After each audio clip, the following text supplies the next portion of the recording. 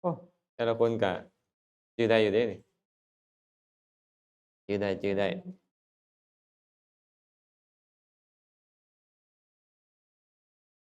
อนุสติแปลว่าหยังอนุสตินี่นะบางเทื่อเพิ่นเขียนเป็นอนุสติเนาะบางเทื่อเขียนเป็นอนุสติอนุสติกับอนุสติอันเดียวกันเด้อแปลว่าการตามระลึกการตามระลึกอนุตัวนี้นี่มีความหมายว่าตามหรืออีกชื่อหนึ่งคือความระลึกดุเอิ้นว่าอนุสติความระลึกดุเอิ้นว่าอนุสติ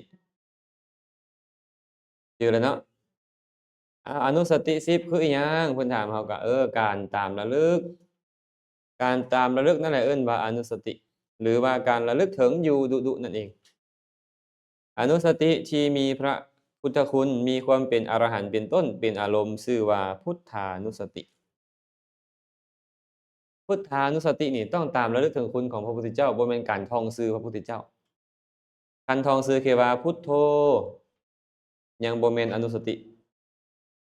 เห็นบ่เวลาเราไปปฏิบัติครูบาอาจารย์ก็มักแนะนำให้พุทโธเด้อพุทโธเด้ออย่าลืมพุทโธเด้ออิหยังต่างๆเห็นบ่ขอให้เข้าใจว่านั่นบ่แม่นการเจริญกรรมฐานข้อพุทธานุสติการเจริญพุทธานุสติต้องระลึกถึงคำว่าพุทโธคุ้นไอ้ที่เฮ็ดให้เอิ้นคำว่าพุทโธนั้นอันแก่ท่องการท่องชื่อยังบ่แม่นยังบ่แม่นอนุสติข้อนี้ได้ เทื่อแม่หมอนพุทโธพุทโธเบิ่งลมหายใจพู้นแหละก็อานาปานสติบ่แม่นพุทธานุสติต้องเข้าใจแบบนั้นเนาะสวดกันได้เบิดบ่อิติปิโสอิติปิโส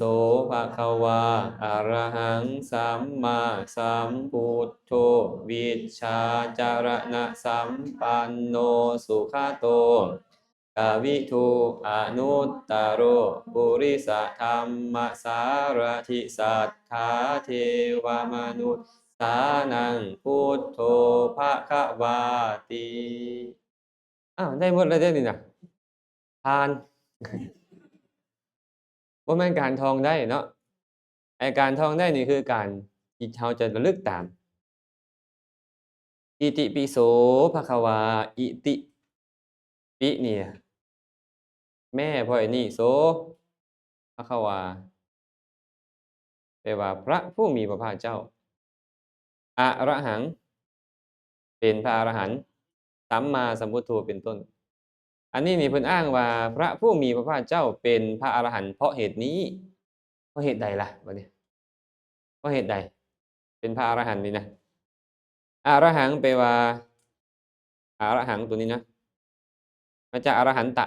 คันเขียนตามตัวก็อรหันตะมีการแปลงรูปเป็นอรหังต์เนาะพระอรหันต์แปลว่าความเป็นผู้ไกลจากกิเลสอรหันต์นี่นะเอาให้มาใหญ่ๆเนาะคันบาลีแล้วเป็นอะระหังความเป็นผู้ไกลจากกิเลส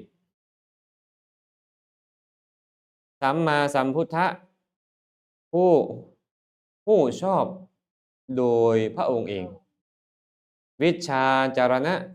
สัมปันโนผู้ถึงพร้อมด้วยวิชชาและจรณะสุขโตผู้เสด็จไปดีแล้ว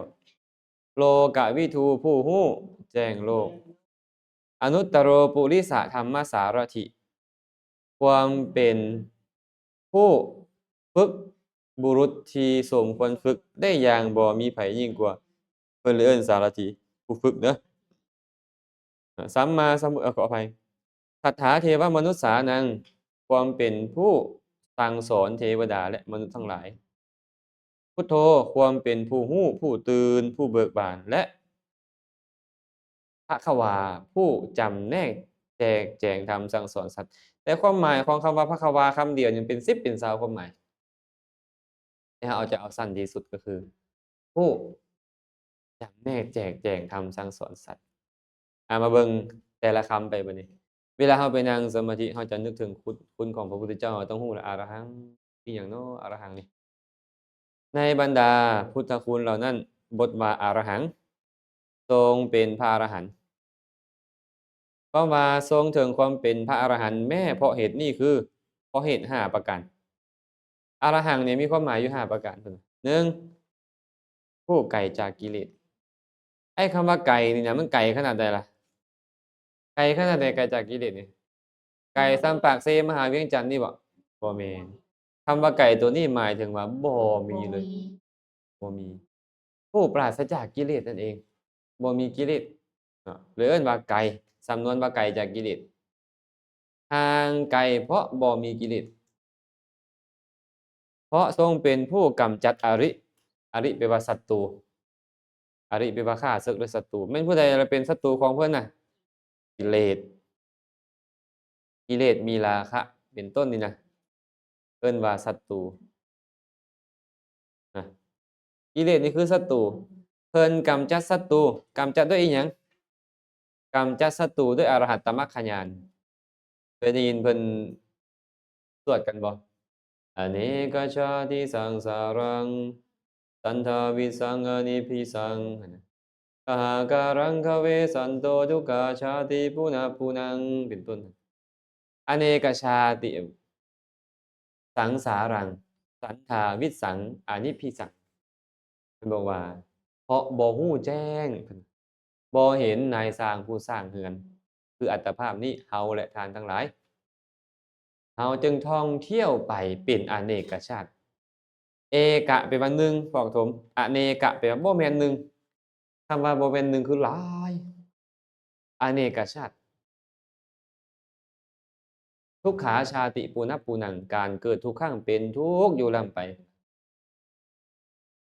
คารหะกาลกะคิโทสิข้อยเห็นเจ้าแล้วนายสร้างเอ้ยข้อยเห็นเจ้าแล้วเห็นนายสร้างผู้สร้างเรือนแล้วพุ่นว่าไผล่ะเป็นนายสร้างผู้สร้างเรือนตัณหาตัณหาเป็นนายสร้างผู้สร้างเรือนตัณหานี่แหละถือว่าเป็นศัตรูของพระพุทธเจ้าพระพุทธเจ้ากำจัดศัตรูของพระองค์ก็คือกำจัดตัณหาที่มีอวิชชาเป็นมูลเว้าตัณหาก็ข้อยฮู้ว่ามีอวิชชาอยู่แล้วอวิชชาและตัณหาเนี่ยแหละเป็นศัตรูตัวฉกาจเลยเนี่ย พระพุทธเจ้าจึงเว้าในพระสูตรต่างๆเนาะภิกขุทั้งหลายสังสารวัฏของบุคคลผู้ถูกอวิชชาปิดบังแล้วถูกตัณหาจองดึงไปท่องเที่ยวไปเป็นอเนกชาติในสังสารวัฏนี้บ่มีเบื้องต้นเลยเพิ่นว่าบ่ฮู้ว่าชาติใดเป็นชาติที่แรกขนาดสัพพัญญุตญาณยังบ่ฮู้ว่าเป็นชาติที่แรก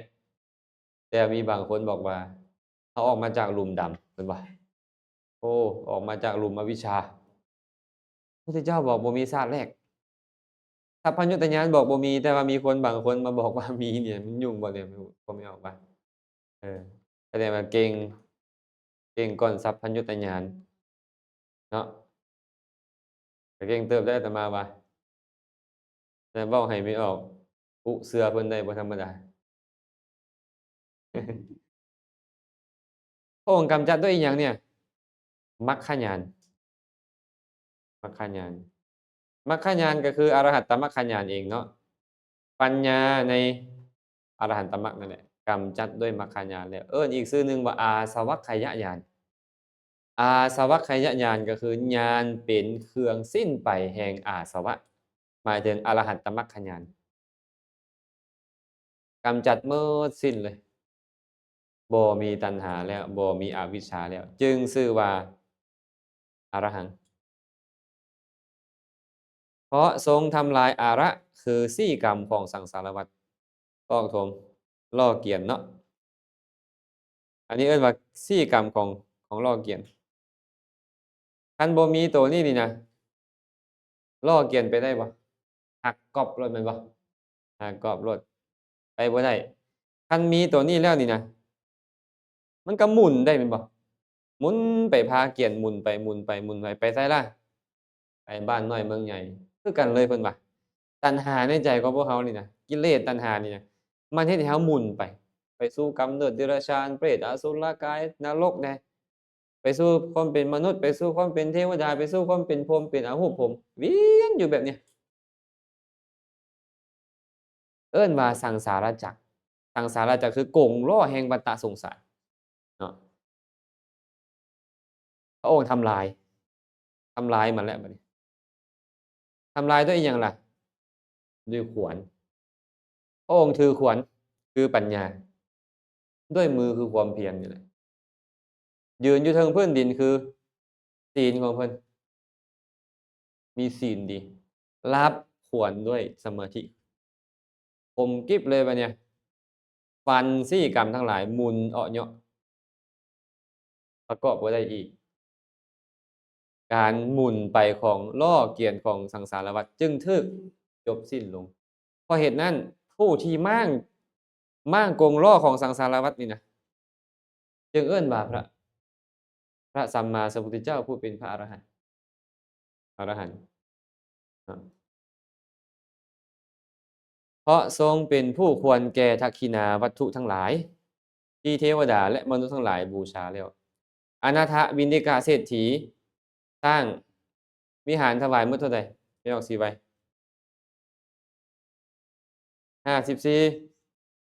54โกฐหนึ่ง10 ล้านเป็น540 ล้านแต่ว่าล้านหนึ่งซ้ำ2,000 ล้านเดี๋ยวนี้นี่ซ้ำ5,000 ล้าน6,000 ล้านแล้วทองคำเท่าไหร่เดี๋ยวนี้70,000แล้วบ่70,000แล้วบ่แสดงว่า1,000ซ้ำ7 ล้านลองไปคูณเอา1,000ซ้ำ7 ล้านแล้วเอา540 ล้านนี่นะมาคูณเข้าไปซ้ำหั้นแหละเพิ่นสละทรัพย์อันบูชาพระพุทธเจ้าน่ะน่าอัศจรรย์บ่น่าอัศจรรย์เดะมีคนน้อยคนที่เฮ็ดได้สมัยพุทธกาลมีผู้เดียวนี่เฮ็ดได้ขนาดนั้นบูชาพระพุทธเจ้าหลังจากพุทธกาลมาพระเจ้าอโศกมหาราชสละทรัพย์สมบัติ96 โกฐหลายกว่าเพิ่นเลยมักใช้โวหารว่า100 โกฐคล้ายๆเฮามีเงิน96,000มีเงินประมาณ100,000นี่แหละเฮามักเว้าจังซี่นะบางบ่อนเพิ่นก็เอิ้นว่า100 โกฐแต่ความจริง96 โกฐ96 โกฐก็คูณ10เข้าไปก็960 ล้านคืออาตมาเว้าให้ฟังเมื่อกี้นี่แหละว่า1,000ต่อ7 ล้านและคันเทียบกับทองคำปัจจุบันก็คูณเข้าไปว่ามันถูกจากล้านบาทเพิ่นสละทรัพย์บ่แม่นอันนั้นได้เทื่อเดียวเดะนี่เดะสละเทื่อเดียวในการสร้างวัดถวายสร้างวัด84,000 แห่งสร้างวิหารสร้างเจดีย์ไว้เลย84,000 แห่งอนุโมทนานำเพิ่นได้แม่พวกเราก็ได้บ่ฟังแล้วอื้อล่าบ่ได้สาธุนำเพิ่นก็ได้บุญเพิ่นบ่แบ่งให้เฮาก็อย่าฮู้แล้วเฮาสาธุนำหลังเพิ่นคงจะแบ่งกันแล้วแหละตอนนั้นน่ะเนาะบางเทื่อเฮายังมีกำลังเด้สาธุแล้วถูกเลข800 ล้านเนาะนิ่งเนาะบางผู้ลางคนเว้าคันถูกเลขข้าน้อยสิซื้อรถถวายอาจารย์เลยพุ่นน่ะโอ๊ยข้อยบ่มีโอกาสได้ขี่ดอกเจ้าเนี่ยเจ้าคือสิบ่มีโอกาสถูกผู้ลางคนว่าเออโอ๊ยคันน้อยซื้อให้รถน่ะอันนี้อันนั้นน่ะเพิ่นว่าโอ้มีแววหนึ่งเพิ่นว่าอาจารย์คันข้าน้อยถูกเลข800 ล้านข้าน้อยสิถวายอาจารย์เลย50 ล้านเพิ่นว่าเจ้าอยากเอา50 ล้านไปแลกกับ800 ล้านเนี่ยเจ้านี่โอ้บ่ธรรมดาหัวการค้าขนาดเลยกำไรหลายกว่าอืมอาก็ซั่นเนาะผู้ที่กล้าเฮ็ดแท้นี่สิบ่960 ล้านก็คือพระเจ้าอโศกมหาราชคนเดียวในโลกอีกเดะมีคนเดียวในโลกที่ให้ทรัพย์หลายที่สุดครั้งเดียวพร้อมแต่บ่นับเดะพระปฐมแต่ละมื้อนี่มื้อละ600,000ถวายทานแก่พระ60,000 องค์แต่ละมื้อเดะแต่บ่ได้ถวายทานอยู่บ่อนเดียวเดะทุกบ่อนที่เราเก็บสวยต้องถวายทานให้เราพร้อมทุกบ่อนที่เราเก็บสวยนับแล้วนี่มื้อละ60,000 องค์ก็ว่าป๊าดโธ่คนหนาวลุกอาตมาว่าเพิ่นบ่ได้ปรินิพพานเดะ หลายหลายหลายคนเข้าใจว่าจังซั่นเพราะบ่มีการพยากรณ์เพิ่นเกิดหลังจากพระพุทธเจ้า200 กว่าปีแล้วนี่เพิ่นหั้นน่ะก็เลยบ่มีการเว้าแต่มีแต่ผู้เว้าลองในชั้นรองๆว่าเพิ่นอาจจะปรารถนาพุทธภูมิสินะ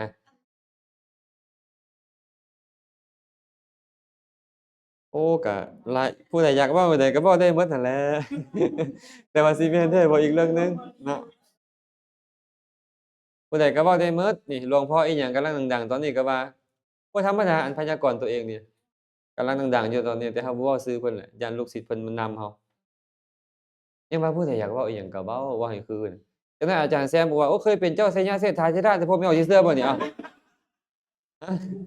ฮะก็สิผู้ที่บ่เคยมีข้อมูลก็น่าจะแม่นเดะก็สิว่าเดะเนาะเห็นเพิ่นมักเฮ็ดเจดีย์คือกันก็สิว่าแม่นบ่เออคันผู้อยากเว้าว่าเนาะแต่เฮาก็บ่คันว่าไปเชื่อฟังไว้ฟังไว้ข้อมูลเป็นข้อมูลก็ว่าบ่ว่าดอกว่าแม่นหรือบ่แม่นเนาะคันแม่นก็ดีก็อนุโมทนานำเพิ่นนั่นแหละแต่คันบ่แม่นแล้วก็บ่เป็นหยังบ่ฮู้แต่ให้ไปยืนยันให้เพิ่นนี่ยืนยันบ่ได้เป็นไปได้เป็นไปได้อาตมายังคิดว่าเจ้าสัญญาเศรษฐาธิราชปรารถนาพุทธภูมิคือกันเดะเพราะว่ามักสร้างเจดีย์เหลือเกินเพิ่นสิมีพุทธคุณอยู่ตลอดนั่นแหละในใจเพิ่นสร้างเจดีย์ไปเบิดบ่อนใดก็ได้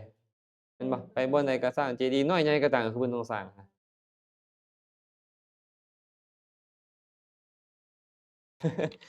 แสดงบ่แม่นมีหลวงพ่อองค์หนึ่งบ่พยากรณ์อยู่หันเดี๋ยวนี้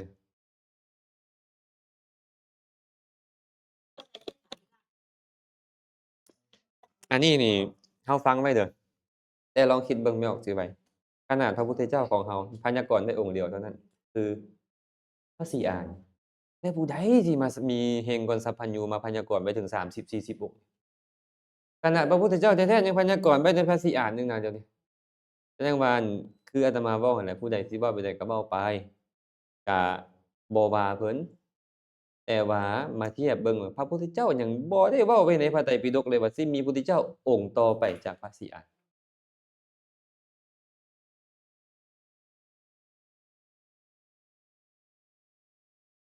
อันพระพุทธเจ้าบ่แม่นจังซั้นหมายความว่านี่นะพระพุทธเจ้านี่เนาะพญามารก็สามารถปรารถนาและไปเป็นได้อาเป็นพระโพธิสัตว์ได้สินะจังซั้นเด้อคันผู้ใดเป็นจั่งใดแท้ๆก็ดีอนุโมทนานำแต่อ้าวมันไปไสซะอันนี้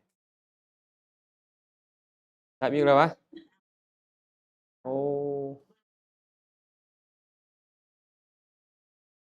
อ้าวโอ้โฮอืมว่าเฮ็ดจั่งใดบัดนี้เฮาสิต่อได้บัดนี้เอ้าบ่แม่นเพิ่นมาทวงเขาดอกไฟบ้านเฮาต้องเป็นแบบนี้แต่ว่าจึงบอกไม่ออกนิ่งไว้แต่ที่แรกว่าให้หามาหาสิใหญ่อิหยังวะพอได้ก็พอแล้วนะบ่เฮาเอาตัวพอใช้ได้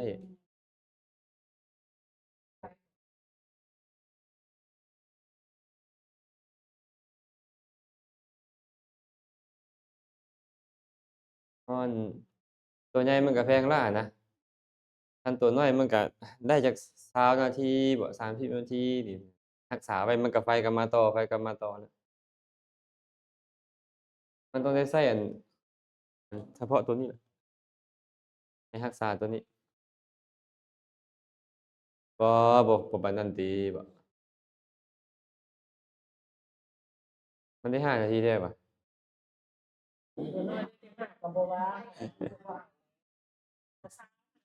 ประมาณ20ซะประมาณ20นาทีเออมาแล้วเหรออ้อมาแล้ว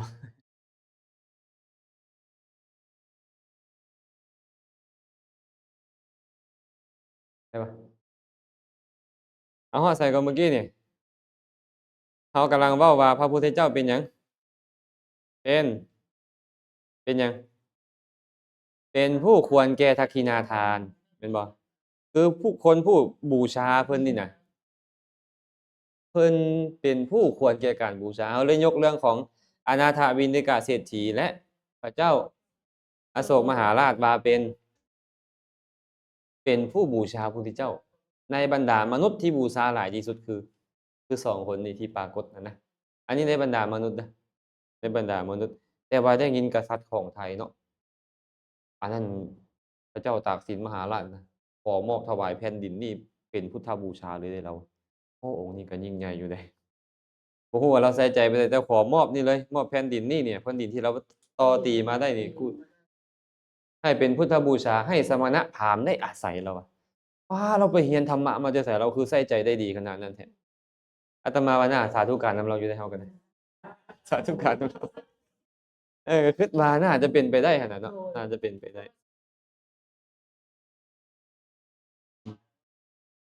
ก็ถือว่าเราใส่ใจได้ดีเติบเนาะ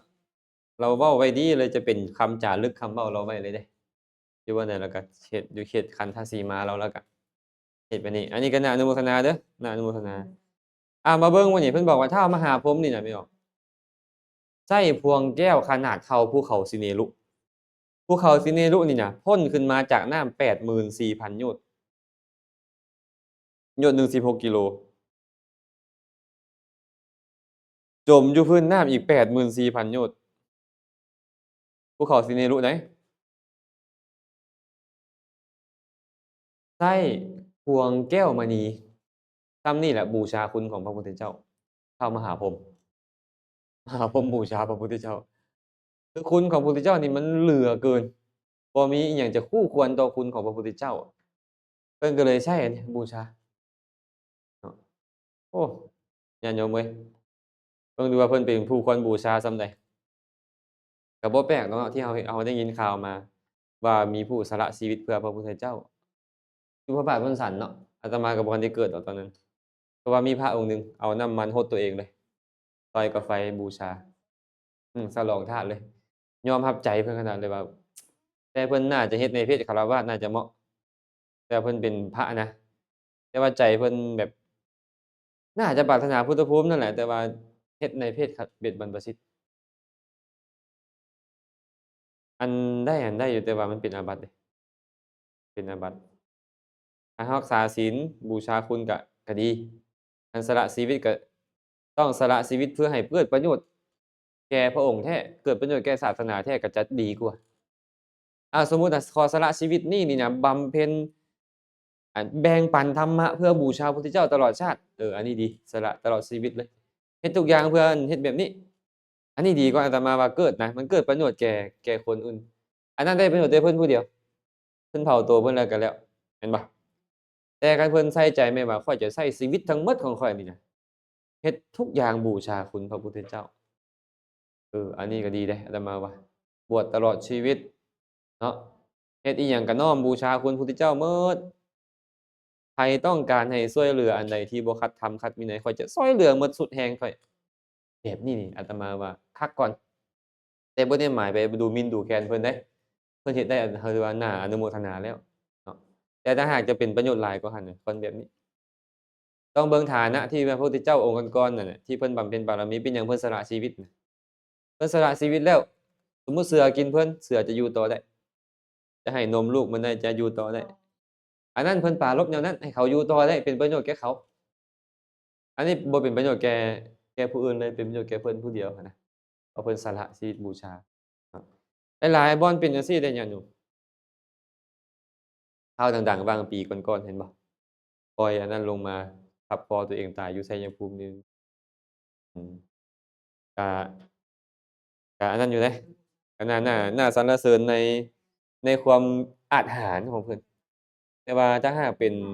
ไปได้แท้เนี่ยควรจะใช้ชีวิตที่มีประโยชน์หลายกว่าหั้นเพื่อพระศาสนาดีกว่าเนาะพระองค์บ่ได้ต้องการชีวิตเราแบบนั้นดอกต้องการให้เราประพฤติตามสิ่งที่พระองค์ได้สั่งสมมาแล้วเพื่อมาบอกกล่าวและขันขยายของเพิ่นให้เป็นประโยชน์แก่มหาชนหลายที่สุดพระองค์ประสงค์แนวนั้นแต่หากในชาติอื่นๆที่ว่าสละชีวิตแล้วผู้อื่นอยู่ต่อได้อันนั้นควรเคยมีเทวดาตนหนึ่งไปถามพระพุทธเจ้าข้าแต่พระองค์ผู้เจริญบุคคลควรสละหยังบ่ควรสละหยังพระพุทธเจ้าตอบว่าบุคคลบ่ควรสละตนเองให้ไปเป็นทาสคนอื่นเป็นต้นเพิ่นว่าบ่ควรสละตัวเองให้ไปเป็นทาสคนอื่นได้บ่ควรสละชีวิตตนเองเว้นแต่พระโพธิสัตว์เพิ่นเว้าจั่งซี้เดะครับผมแล้วเพิ่นอธิบายในอรรถกถาเพิ่นบอกว่าเว้นแต่พระโพธิสัตว์เพราะพระโพธิสัตว์ต้องสละทุกสิ่งทุกอย่างอีหลีถ้าหากพวกเรานี่นะบ่คันแม่นโพธิสัตว์นี่นะก็คือบ่ควรสละทุกสิ่งทุกอย่างขนาดนั้นเพิ่นว่าเนาะอ้าวต่อบ่นี่ ชื่อว่าเป็นอรหันต์ก็เพราะว่าควรต่อการบูชาควรต่อการบูชาสมัยที่พระองค์เอาเว้าอีกหน่อยหนึ่งเนาะสมัยที่พระองค์เสด็จลงมาจากสวรรค์ชั้นดาวดึงส์แม่นบ่จากท้าวมหาพรหมท้าวสุยามาท้าวสันดูสิตอิหยังต่างๆบ่ท้าวสักกะเทวราชเทวดาบูชาพระองค์ตอนพระองค์เสด็จไปโพธชาวเมืองเวสาลีตอนถูกภัยพิบัติทุพพิฆภัยโรคภัย และก็อามนุษยภัยครอบเมืองเวสาลีตายบักหลายๆองค์เสด็จไปนี่นะนับตั้งแต่พญานาคจนฮอดพรหมเทวบุตรเทวดาบูชาพระองค์อย่างหลวงหลายเลยพระองค์จึงชื่อว่าเป็นผู้ควรแก่การบูชาบ่มีไผในโลกบ่บูชาพระองค์เนาะและเพราะทรงบ่มีที่ลับในการเฮ็ดบาปไอ้พวกเขานี่เด้ปิดประตูกึ้มเฮ็ดบาปโลดพวกเขาแม่นบ่เปิดประตูออกมาหาหมู่ยิ้มแย้งพู้นใดไอ้มารยาเพิ่นเฮ็ดหั้นน่ะ ปัญญาสาไถหลอกลวงเนาะหลอกลวงหมู่ต่อหน้านี่เราอาจจะบ่เฮ็ดความบ่ดีรับหลังปึ๊บหมู่บ่เห็นปึ๊บเราเฮ็ดความบ่ดีได้แต่พระสัมมาสัมพุทธเจ้าบ่มีแบบนั้นพี่น้องจะที่ลับจะที่แจ้งพระองค์บ่มีบาปโดยประการทั้งปวงเลยพระองค์เนี่ยเลยชื่อว่าเป็นพระอรหันต์นี่คือไกลจากกิเลสแบบนี้เด้อเพราะกำจัดกิเลสหมดสิ้นแล้วกำจัดพชฌาตแล้วเป็นผู้ควรแก่การบูชาอย่างยิ่ง เป็นผู้บ่มีที่ลับในการทำบาปโดยประการทั้งปวงจึงเอิ้นว่าอรหันต์เวลาเราไปพิจารณาคุณของพระพุทธเจ้าเราต้องพิจารณาแบบนี้และผู้ใดมักอ่านชาดกมักฟังชาดกผู้นั้นจะระลึกคุณของพระพุทธเจ้าได้หลายกว่าใดเพราะนึกไปได้ว่าพระองค์สอนตอนสั่งสมบารมีทรงเฮ็ดแบบนี้และแบบนี้สละแบบนี้และแบบนี้คือพวกแม่ออกศรีไวยแม่ออกนวลจันทน์เพิ่นมักไปฟังพระเวสสันดรอิหยังจังซี้น่ะเนาะให้ฮู้ว่าป๊าเพิ่นอัธยาศัยเพิ่นน้อมไปแบบนี้เด้ เพิ่นบ่แม่นหาก็เป็นเพิ่นเป็นมาหลายภพหลายชาติมาคุณเพิ่นก็เกิดขึ้นในใจของเราหั้นน่ะถ้าผู้ใดมักอ่านชาดกมักฟังชาดกผู้นั้นก็จะค่อนข้างจะฮู้คุณของพระพุทธเจ้าในบริบทก่อนที่จะมาตรัสรู้แต่คันผู้ใดศึกษาอภิธรรมจะฮู้ปัญญาที่คุณของพระพุทธเจ้าหลายบัดนี้อ๋อพระพุทธเจ้าละเอียดลึกซึ้งขนาดนี้เนาะสุขุมลุ่มลึกปานนี้ก็ยังฮู้แจ้งได้เนาะคันจริยาคุณนี่มันต้องชาดกคันจริยาคุณปัญญาที่คุณต้องอภิธรรมเนาะ คันหกรุณาธิคุณก็ต้องประสูติพระวินัยสินะพระองค์เห็นประโยชน์แบบนี้เนาะเบิ่งกรุณาของพระองค์แหมอุตสาหะเนาะในการไปแสดงธรรมแม้ถูกเขาด่าแม้ถูกเขาร้ายแม้ถูกเขาทุบเขาตีก็ยังไปเบิ่งมหากรุณาจะฮู้มหากรุณาธิคุณของพระองค์ถ้าท่านผู้ใดมักอ่านมักฟังธรรมการพิจารณาคุณของพระองค์ก็เฮ็ดได้หลายกว่าคนปกติอันนี้แค่อรหังต์เด้นะแม่หมอนมาต่อบัดนี้ สัมมาสัมพุทโธทรงเป็นพระสัมมาสัมพุทธะความว่าทรงได้การขนานพระนามว่าพระสัมมาสัมพุทธะแม้เพราะเหตุนี้คือเพราะทรงเป็นผู้ตรัสรู้ธรรมทั้งปวงโดยชอบและด้วยพระองค์เองคำว่าตรัสรู้โดยชอบและด้วยพระองค์เองนี่นะเอิ้นว่าพุทโธสัมมาสัมพุทโธสัมมาแปลว่าโดยชอบสัมพุทโธแปลว่าตรัสรู้เองรวมกันก็เลยเป็นสัมมาสัมพุทโธตรัสรู้เองโดยชอบตรัสรู้เองตรัสรู้แนวใดอันตรัสรู้เอง บ่มีผู้ใดมาสั่งสอนให้เพชรสั่งสมบารมีมาเองข้อยสละชีวิตมาเองเลือดเนื้อมาเองทรัพย์สมบัติมาเองบุตรภรรยาข้อยสละมาเองสีอสงไขยยิ่งด้วยแสนกลับข้อยรักษาศีลยิ่งกว่าชีวิตข้อยเจริญเนกขัมมะยิ่งกว่านักโทษอยากออกจากคุกที่ถูกจองจำมาโดนข้อยเจริญปัญญาข้อยเจริญขันติวิริยะสัจจะอธิษฐานเมตตาอุเบกขามาเองผู้เดียวบ่มีผู้ใดมาสั่งสอนข้อยโดยประการทั้งปวง ทุกสิ่งทุกอย่างมันค่อยสร้างสมมาเองเอาละชาติบางชาติพระองค์อาจจะเกิดพร้อมพระพุทธเจ้าได้ฟังธรรมนั่นก็ชื่อว่าสร้างสมเองบ่แม่นพุทธเจ้าองค์นั้นเฮ็ดให้พุทธเจ้าของเรามาตรัสรู้บ่แม่นถึงเกิดพร้อมพระพุทธเจ้าคันตัวเองบ่น้อมใจเข้าไปฟังเข้าไปเจริญปัญญาก็บ่ได้ปัญญาคือเก่าแม่นบ่ที่เอิ้นว่าตรัสรู้เองแต่ว่าคุมื้อนี้มีลัทธิหนึ่งถ้าเป็นพุทธเนี่ยจะอีกลัทธิหนึ่งตอนนั้นอาตมายังอยู่วัดเขาสนามชัย ตอนนั้นก็มีโทรศัพท์ทันสมัยเติบอยู่ Samsung Hero รู้จัก Samsung Hero เปล่าสมัยนั้น เพิ่นเอาเบอร์มาจะไสโทรไปหาอาตมาครูบาเพิ่นว่าเป็นไผน้อนี่เพิ่นก็บอกชื่อเพิ่นไปรับธรรมะนำกันแม่นจั่งใดรับธรรมะนี่ก็เลยถามเพิ่นหั้นนะรับธรรมะว่าซั่นอาตมาก็เลยถามว่ารับธรรมะเป็นแนวใดไปหาพระแม่องค์ธรรมแล้วบ่เพิ่นก็มอบธรรมะให้เฮาและต้องกินเจตลอดชีวิตเด้ช่วงนั้นนี่ไทรักซาวนี่ผัวเมียผิดกันอึกกระทึกเลยอันย้อนลัทธินี่นะ กินเจเนาะเพิ่นก็เว้าไปต่างๆนานาอาตมาก็เลยถามว่าพระพุทธเจ้าของเจ้าเป็นแนวใดโอ๊ยข้อยน้อยบ่ฮู้สิเว้าเพิ่นว่าไปเอิ้นหัวหน้าเจ้ามาลมกับข้อยเบิ่งดูอาตมาก็บอกสิเนาะเราก็ไปเอิ้นหัวหน้าเรามาลมก็ถามมันเป็นผู้หญิง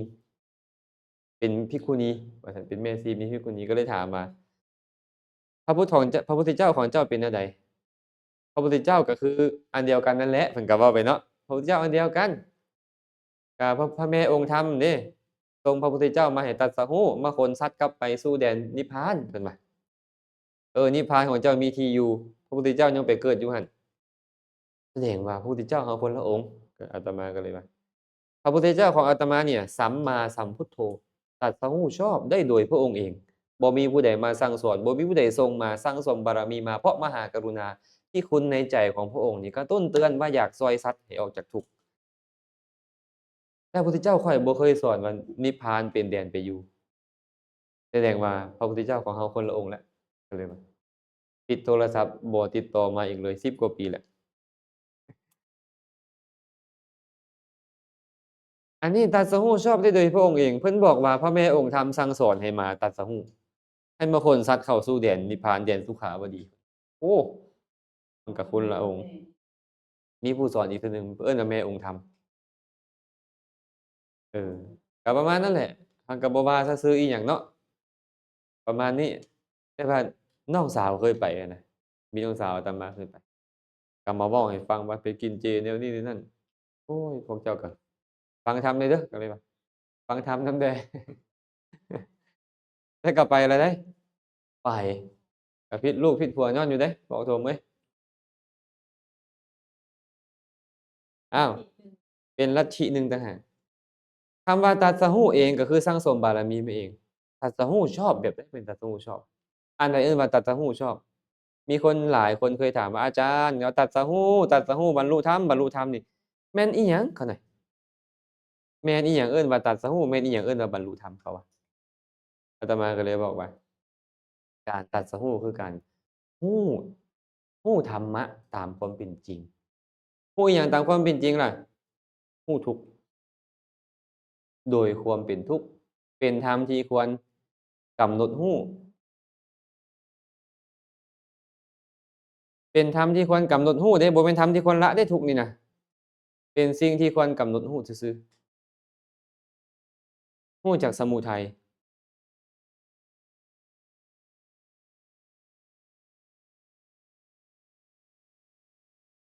โดยเป็นธรรมที่ควรละรู้ว่ามันเป็นเหตุเกิดทุกข์เป็นธรรมที่ควรละรู้จักนิโรธว่ามันเป็นสิ่งที่ควรเฮ็ดให้แจ้งรู้จักนิโรธคามินีเอิ้นว่ามรรคโดยเป็นธรรมที่ควรเจริญและพระองค์กำหนดรู้ถูกแล้วกำหนดรู้เรียบร้อยทุกข์นี่นะ กำหนดรู้สมุทัยแล้วละมันแล้วรู้แจ้งนิโรธแล้วเจริญมรรคให้สมบูรณ์แล้วกำลังแนะนำคนอื่นให้เป็นไปตามพระองค์แบบนี้อยู่นี่เอิ้นว่าตรัสรู้ชอบบ่แม่นรู้อย่างอื่นเดะแต่หลังจากรู้ทุกเหตุเกิดทุกเหตุดับทุกทางดับทุกข์แล้วสัพพัญญุตญาณเกิดขึ้นรู้หมดทุกสิ่งทุกอย่างในโลกใบนี้รู้หมดทุกสิ่งทุกอย่างนี่เอิ้นว่าตรัสรู้ชอบรู้แนวอื่นหมื่นแสนก็บ่เท่ารู้อริยสัจสี่นี่พอรู้แบบนี้แล้วพ้นทุกข์ คันซั้นคันจะถามว่ากำหนดรู้ตรัสรู้รู้หยังรู้ว่าทุกข์ทุกข์คือหยังคือขันธ์ห้าเป็นหยังเป็นธรรมที่ควรกำหนดรู้มัน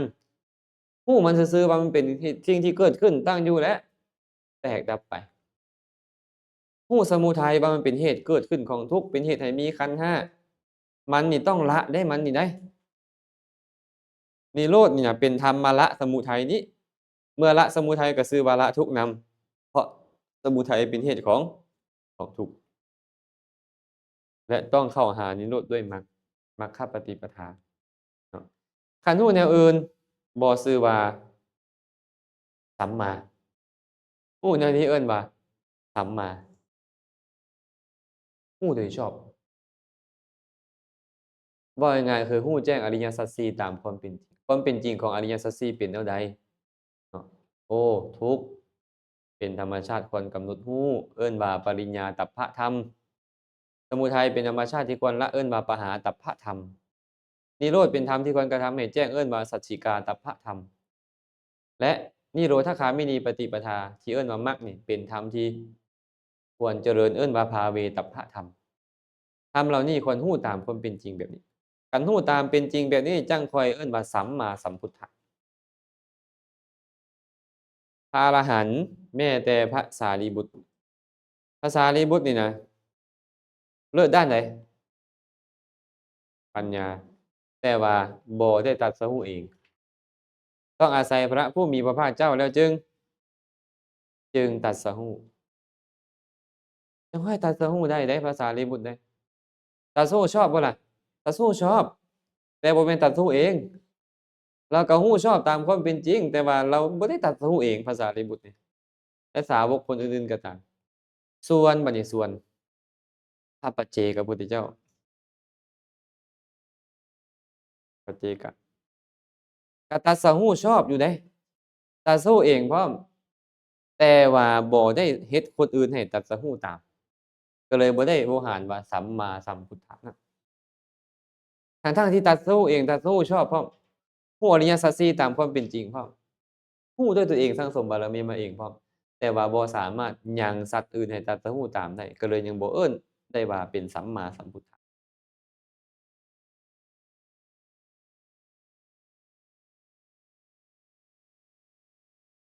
คือเดียวแต่บ่คือเดียวเป็นจั่งใดคือเดียวแต่บ่คือเดียว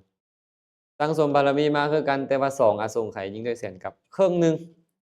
ครึ่งหนึ่งของพระพุทธเจ้าแต่ว่าก็น่าเสียดายเดะน่าเสียดายจั่งใดน่าเสียดายว่าเพิ่นบ่สามารถสั่งสอนผู้อื่นให้รู้ตามได้บ่คือพระสารีบุตรเดะเฮ็ดบางเทื่อคนเป็นพันก็บรรลุตามพระสารีบุตรเป็นต้นเนี่ย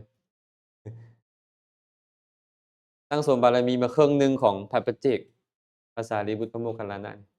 พระกัจจายนะจังซี้สั่งสมแค่แสนมหากัปแต่ว่าเฮ็ดคนอื่นให้ตรัสรู้ตามได้แต่ว่าบ่ได้ตรัสรู้เองเนาะคันซั้นพระปัจเจกพุทธเจ้าเนี่ยสองอสงไขยเด้อสองอสงไขยเศษเสี้ยวอีกแสนกับน้อยกว่าพระพุทธเจ้าเราอ๋อเพิ่นก็ต้องบ่จำเป็นมีเข้าใกล้พระสาวกอย่างน้อยก็ต้องพระสาวกแล้วก็สั่งสมบารมีสั่งสมบารมีแต่ว่าจะเกิดในยุคที่บ่มีพระพุทธเจ้ายุคใดมีพระพุทธเจ้าบ่มีพระปัจเจกเมื่อมีพระปัจเจกก็บ่มีพระพุทธเจ้า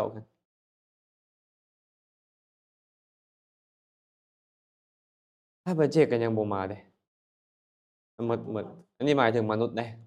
หมายถึงมนุษย์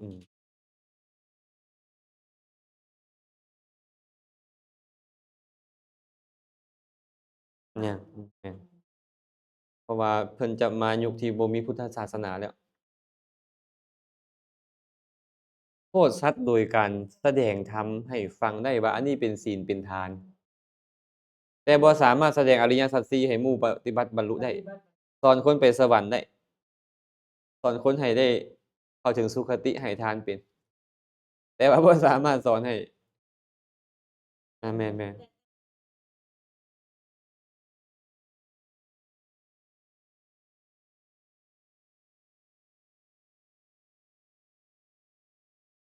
ดีๆอันนี้ดีบ่ผิดหยังดีเลยอดีแล้วใจเราก็จะน้อมไปหาเพิ่นเวลามีเพิ่นขึ้นมาหั้นน่ะเพิ่นก็จะรู้ว่าโอ้เคยปรารถนาหาเราอยู่เดะสิเพิ่นก็มาอนุเคราะห์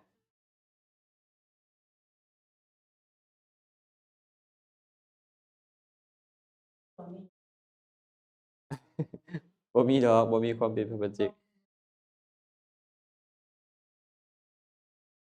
อาจจะแบบนี้ว่าคันเพิ่นสั่งสมแล้วเพิ่นอาจจะไปเป็นพระปัจเจกในอนาคตนี่เป็นไปได้ แต่หลายๆคนก็ว่าเพิ่นเป็นพระอรหันต์อันนี้เราก็บ่ว่าเพราะว่าเราบ่ฮู้แท้ว่าอรหันต์แท้บ่แต่ก็มีคนย่อๆเนาะก็มีคนย่อๆคันจะเป็นทั้งอรหันต์เป็นทั้งพระปัจเจกเป็นไปบ่ได้และก็จะเป็นพระปัจเจกเลยในขณะที่ยังมีพุทธศาสนาบ่มีทางบ่มีแต่ว่าพระเจ้าจักรพรรดินี่น่ะตอนมีพระพุทธเจ้าก็มีได้ตอนมีพระปัจเจกก็มีได้พระเจ้าจักรพรรดินี่นะสามารถเกิดขึ้นพร้อมกับพระพุทธเจ้าหรือพระปัจเจกกับพระพุทธเจ้าได้ แต่ระหว่างพระปัจเจกกับพระพุทธเจ้านี่บ่มีโอกาสเกิดในยุคเดียวกันเนาะอ้าวไปแล้วเด้อนี่สัมมาสัมพุทโธเนี่ยตรัสรู้เองคือสร้างสมบารมีมาเองตรัสรู้ชอบคือรู้อริยสัจสี่ตามความเป็นจริงจึงชื่อว่าสัมมาสัมพุทโธวิชชาจารณะสัมปันโนบัดนี้ทรงเป็นผู้ถึงพร้อมด้วยวิชชาและจรณะไอ้วิชชาต่างหากจรณะต่างหากเนาะความว่าทรงเป็นผู้ถึงพร้อมด้วยวิชชาและจรณะแม้เพราะเหตุนี้คือ เทิงพร้อมด้วยวิชา3หรือวิชา8อันนี้จะว่าแต่วิชา3วิชา3คือหยังล่ะปุพเพนิวาสานุสติญาณระลึกชาติหนหลังได้พวกนี้ระลึกได้จักชาติล่ะนับบ่ถ้วนเลยอยากฮู้ส่ำใดก็ฮู้ได้ส่ำนั้นอันนี้เอิ้นว่าปุพเพนิวาสานุสติญาณญาณที่ตามระลึกถึงขันธ์ที่เคยอาศัยในภพก่อนระลึกชาติตนเองกลับไปพู้นเกิดตอนใดชื่อหยังผู้ใดเป็นพ่อเป็นแม่มีพ่อมีแม่ชื่อหยังฮู้ไปเบิดขอแค่อยากฮู้ อานี่เอิ้นว่าปุพเพนิวาสานุสติญาณญาณแรกเลยได้นี่ได้จุตูปาตญาณญาณฮู้จุติและปฏิสนธิของสัตว์ทั้งหลายก็หมายถึงตาทิพย์อันเนี้ยหมายถึงตาทิพย์มีตาทิพย์เห็นหมดอยากเห็นตอนใดก็เห็นว่าสัตว์กำลังเกิดสัตว์กำลังตายเห็นหมดแม่นบ่ม่อนเพิ่นก็เลยว่าเอิ้นว่าจุตูปาตญาณตาทิพย์นั่นเองเนาะอาสวัคคยญาณตัวนี้บัดนี้ญาณที่เฮ็ดอาสวะกิเลสทั้งหลายให้สิ้นไป กิเลสจะเมื่อตอนใดเมื่อตอนอรหัตตมรรคเกิดขึ้นอรหัตตะอรหันตะก็ได้เด้ออันเดียวกันเด้ออันนี้เอิ้นว่าวิชชา3แต่ความจริงวิชามีหลายกว่าหั้นได้บ่ล่ะมีอิทธิวิธิญาณบ่ทิพโสตะบ่เจโตปริยญาณบ่อิหยังต่างๆนั่นแหละมีหูทิพย์แสดงฤทธิ์ได้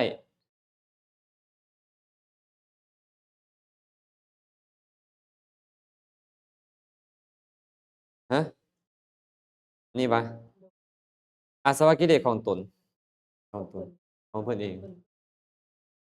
บ่บ่มีไผเฮ็ดกิเลสของไผให้หมดสิ้นได้นอกจากตัวเองความเป็นอรหันต์เว้าง่ายก็แล้วกัน เป็นหนึ่งในอภิญญา6อภิญญานี่คันเพิ่นเว้าว่า5เนาะสมมุตินะอภิญญา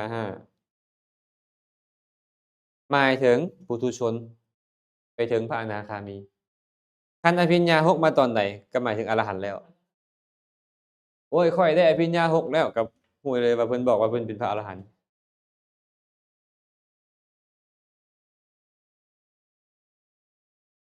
อภิญญากับวิชชาอันเดียวกันเด้อต่างแต่ว่าเพิ่มเข้าไปอภิญญาก็จะมีอิทธิวิทะแสดงฤทธิ์ได้ทิพโสตะมีหูทิพย์เจโตปริยญาณหรือว่า เอิ้นอีกชื่อหนึ่งว่าประจิตตวิชชานานาฮู้ใจคนอื่นนั่นฮู้จิตคนอื่นได้อันนั้นเอิ้นว่าอภิญญากระสงเคราะห์เข้าในวิชชาเหล่านี้คือกันแต่เพิ่นเว้ามา3อย่างนี้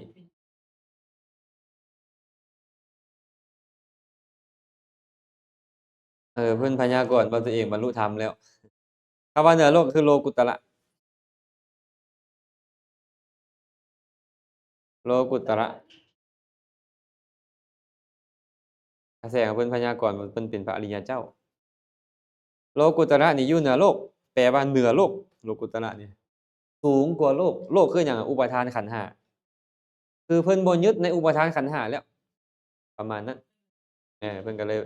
เชื่อเพิ่นกำลังพยากรณ์ตัวเองว่าเป็นพระอริยเจ้าครับอันนี้เอิ้นว่าวิชาจรณะเนาะมาเบิ่งจรณะบัดเนี่ยจรณะธรรมอันเป็นเหตุเที่ยวไปสู่พระนิพพาน15อย่างได้แก่ศีลสังวรศีลของพระพุทธเจ้านี่สมบูรณ์ที่สุดเลยงดงามสมบูรณ์ที่สุดนะครับในบรรดาผู้มีศีลดีพระพุทธเจ้าสุดยอดแล้วสุดยอดของความเป็นผู้มีศีลเราเห็นครูบาอาจารย์บางรูปบางท่านน่ะเพิ่นมีศีลนำเล็กนำน้อยนี่นะเราก็ยังฮู้ว่าน่าเลื่อมใสเนาะน่าเลื่อมใสน่าเคารพแต่คันเห็นพระพุทธเจ้าที่มีศีลสมบูรณ์ขนาดนั้นนี่สังวรสำรวมที่สุดเลยขนาดนั้นนี่คิดเบิ่งว่าศรัทธาจะเกิดขนาดใดเห็นบ่อินทริยะอินทริเยสุขุตตะทวาราทวารตาแปลว่าผู้มีทวารอันคุ้มครองแล้วในอินทรีย์ทั้งหลายคือสำรวมอินทรีย์เห็นบ่ตาพระพุทธเจ้าเฮ็ดจั่งซี้จักเทื่อบ่บ่มีเนาะสายตาทอดลงตลอดเวลาพุทธรูปแม่นบ่สายตาบ่ได้เบิ่งเต็มตาไปจังซี่ไม่ได้ดีเนาะทอดลงอินทรีย์สงบเอิ้นว่าอินทรีย์สงบแน่นอนแหละบ่มีกิเลสเข้าไปอยู่แล้วแต่บางองค์บางท่านบ่มีกิเลสเข้าไปก็จริงแต่ว่าอินทรีย์บ่ได้สงบแบบนั้น บางคนก็ยังวาสนาเก่าเฮ็ดล็อกๆแรกๆแม่นบ่แนวนี้แนวนั้นแต่ว่าพระองค์เนี่ยมีอินทรีย์สังวรสำรวมเหลือเกินตาหูดังลิ้นกายใจกายวาจาใจสงบเสงี่ยมสำรวมโภชเนมัตตัญญูตาสรรอาหารพอประมาณอีกคนหนึ่งบ่บริโภคหลายเกินไปฉันพอประมาณรู้จักประมาณในการฉันเพื่อหยังเท่าใดเพียงพอแบบนี้ชาคริยานุโยคการตามประกอบความเพียรตื่นอยู่เสมอพระพุทธเจ้าจึงนอนมื้อละ80นาทีได้บ่เจ้านอนมื้อละจักนาที8ชั่วโมงบ่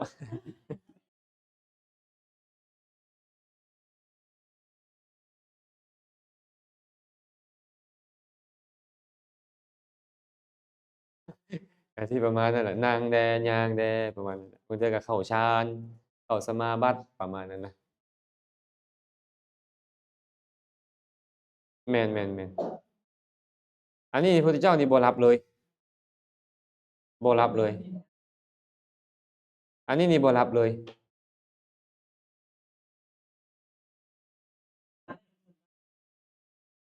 พระองค์หนึ่งเนี่ย120ปีบ่หลับก็คือบ่แม่นบ่หลับบ่นอนหลับอยู่แต่บ่นอนเวลาหลับก็นั่งหลับอันนี้ยังหลับได้แต่พระพุทธเจ้าของเราเนี่ยบ่หลับบ่นอนหลับเฉพาะ80นาทีเพิ่นแบ่งตอนกลางเว้นออกเป็น2ส่วนแบ่งเป็น2ส่วน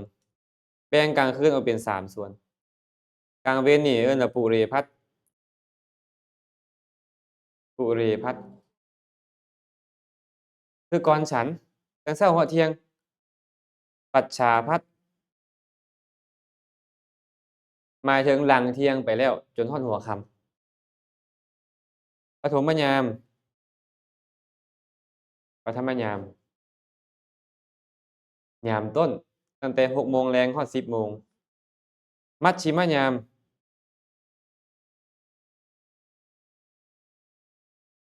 มัชชิมยามนี่น่ะตั้งแต่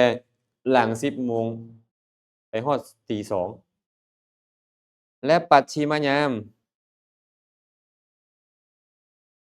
ตั้งแต่ตี2ฮอด6โมงเช้านี่เพิ่นแบ่งมื้อหนึ่งออกเป็น5เวลาแบบนี้ตอนเช้าฮอดสวยนี่นะอาบน้ำล้างหน้ามาอนุเคราะห์อุปถากความจริงอะหน้าเพิ่นเนี่ยบ่มีขี้ฝุ่นถึกแน่นอนผิวพรรณของเพิ่นขี้ฝุ่นบ่จับเหงื่อบ่ติดพระพุทธเจ้าเป็นแบบนี้บ่มีกิจที่ต้องล้างหน้าก็ได้แต่เป็นหยังคือต้องล้างหน้าต้องบ้วนปากอนุเคราะห์อุปถากอนุเคราะห์ผู้ถวายน้ำบ้วนปากน้ำล้างหน้าไม้แปรงแขวให้เป็นเขาได้เฮ็ดข้อวัดให้เขาได้กุศลหลังจากนั้นก็ออกบิณฑบาตใกล้แด่ไปองค์เดียวได้ไปหลายองค์แด่เพื่ออนุเคราะห์คนบางเทื่อก็ให้ได้ให้ทานซื่อๆบางเทื่อให้เห็นซื่อๆ ก็ได้ไปสวรรค์แล้วทีนี้บางเทื่อก็สอนธรรมะบรรลุโสดาบันสกทาคามีอนาคามีเนี่ยบางคนบรรลุอรหันต์ออกบวชเลยบางคนก็แค่ถึงพระพุทธพระธรรมพระสงฆ์เป็นที่พึ่งจบกลับมาวัดบัดนี้กลับมาวัดก็ท่าอยู่ก่อนท่าจนกว่าพระภิกขุสงฆ์นี่นะฉันภัตตาหารแล้วเรียบร้อยก็เข้าไปหาพระองค์รับโอวาทรับโอวาทจากพระพุทธเจ้าพระพุทธเจ้าให้โอวาทแล้วแต่ละองค์ก็ไปบัดนี้ไปปฏิบัติฉันอาหารแล้วก็ไปบรรเทาความง่วงย่างจงกรมนั่งสมาธิ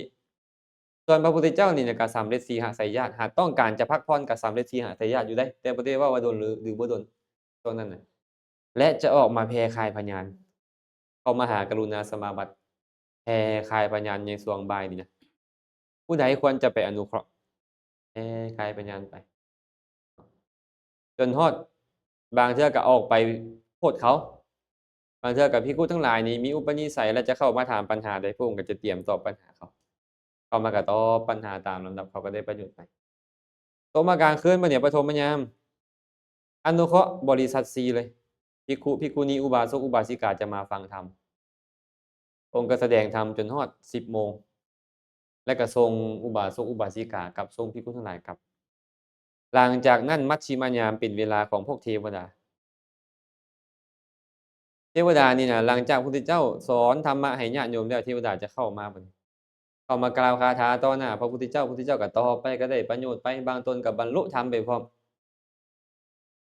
เทวดานะบางเทื่อก็มาถามปัญหาก็ตอบปัญหาให้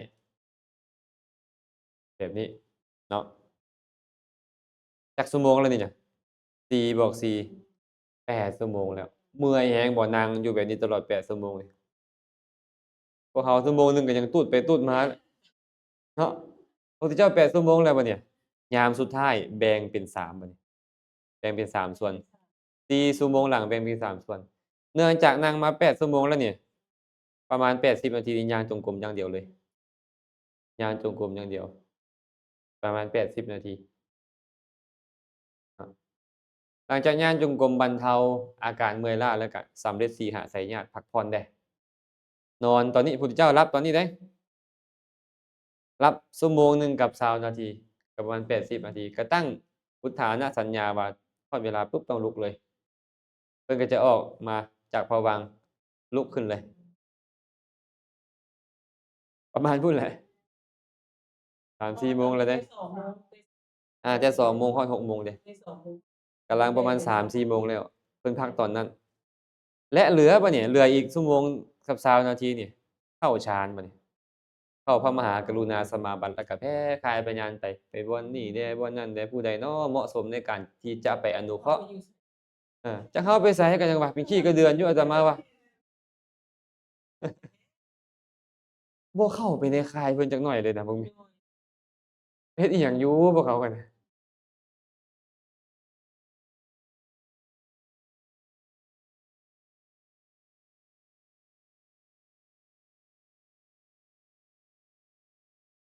ตอนนั้นนี่ว่าจักเห็นเฮาเนาะเออเอาๆ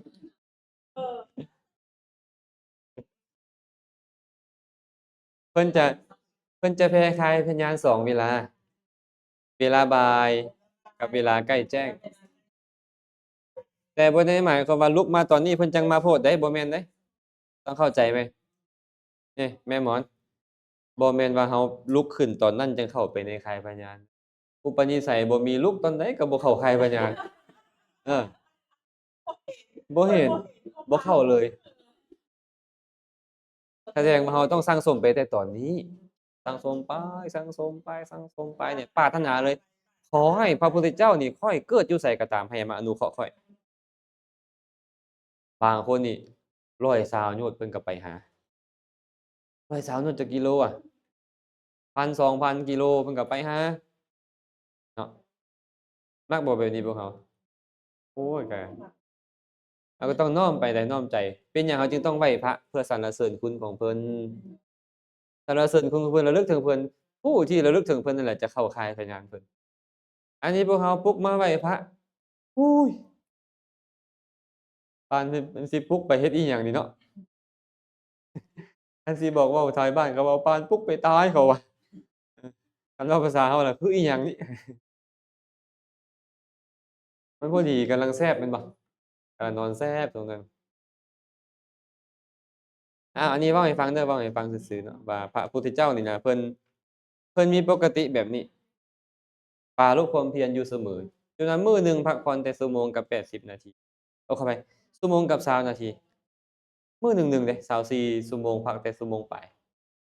เพราะเพิ่นปรารภความเพียรบ่เห็นแก่นอนหั้นนะ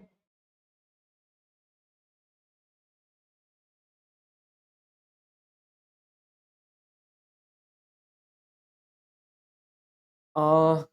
การนี่แหละมีทั้งในมาในสูตรนำและครูบาอาจารย์รุ่นสมัยสังฆายนามีพระอ่าตั้งแต่ก่อนสังฆายนาพระสารีบุตรเป็นต้นก็อธิบายไว้แบบนี้ตั้งแต่พระพุทธเจ้ายังอยู่ก็มีการอธิบายแล้วเพราะพระสารีบุตรก็ต้องสอนลูกศิษย์เพิ่น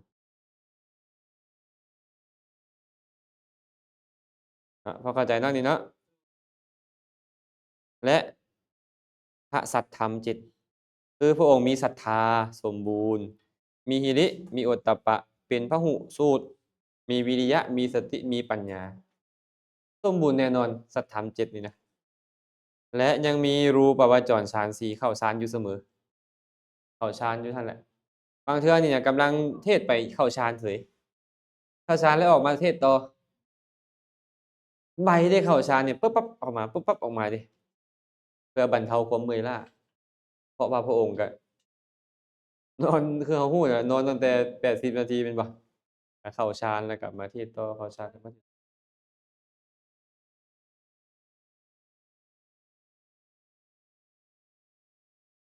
แม่นเพิ่นอธิษฐานอธิษฐานบิณฑบาตบิณฑบาตอยู่อุตรากุรุทวีปและพระสารีบุตรก็เลยไปที่สระอโนดาตพระองค์ไปเสวยอยู่ไปฉันอยู่สระอโนดาตพระสารีบุตรก็เลยไปหาพุทธเจ้าก็สอนตัวที่สอนไปแล้วนั้นมาให้สารีบุตรพระสารีบุตรโดยย่อเพิ่นสอนอยู่พุ่นพิสดารเดะสอนให้เทวดาสอนพิสดารเลยแต่ว่าเวลามาเว้ากับพระสารีบุตรสอนโดยย่อแต่แล้วพระสารีบุตรมาสอนลูกศิษย์ต่ออธิบายกันใหญ่ความตื่มก็เคิงย่อเคิงพิสดารบ่ถึงขั้นพิสดารแรง และก็บ่ได้ย่อเพราะว่าอุปนิสัยของลูกศิษย์เราก็บ่ได้แม่นที่จะฉลาดเฮงให้เท่าเราหั้นนะเราฟังมาส่ำนี้เราเข้าใจเรามีปัญญาหลายเราก็มาอธิบายเพิ่มเติม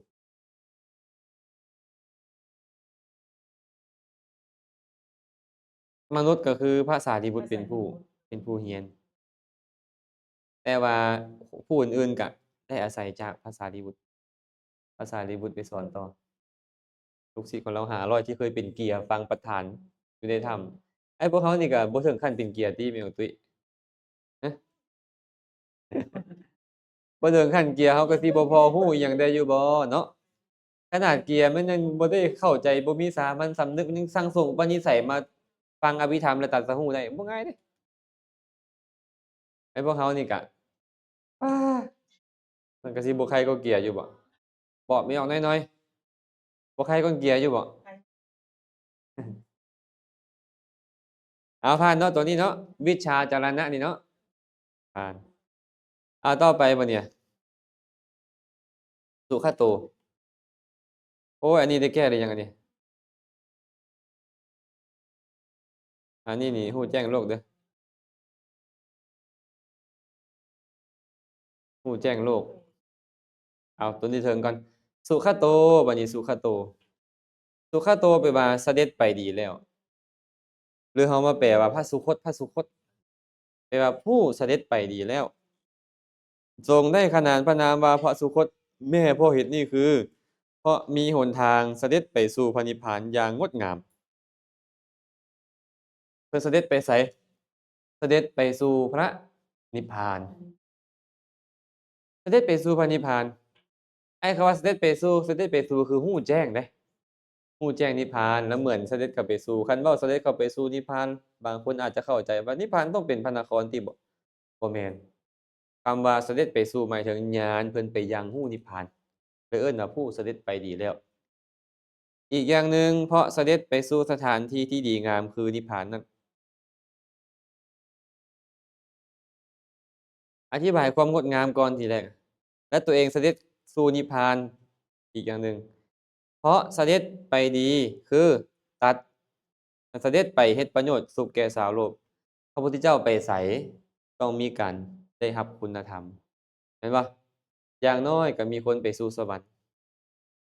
หรือถึงพระพุทธพระธรรมพระสงฆ์เป็นที่พึ่งไปบางบ่อนต้องมีคนบรรลุโสดาบันสกทาคามีอนาคามีหรืออรหันต์ไป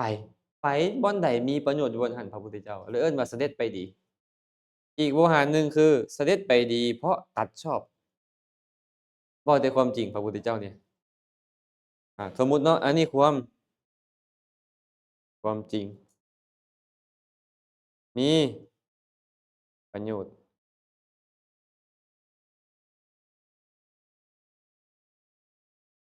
ถูกถูกใจคน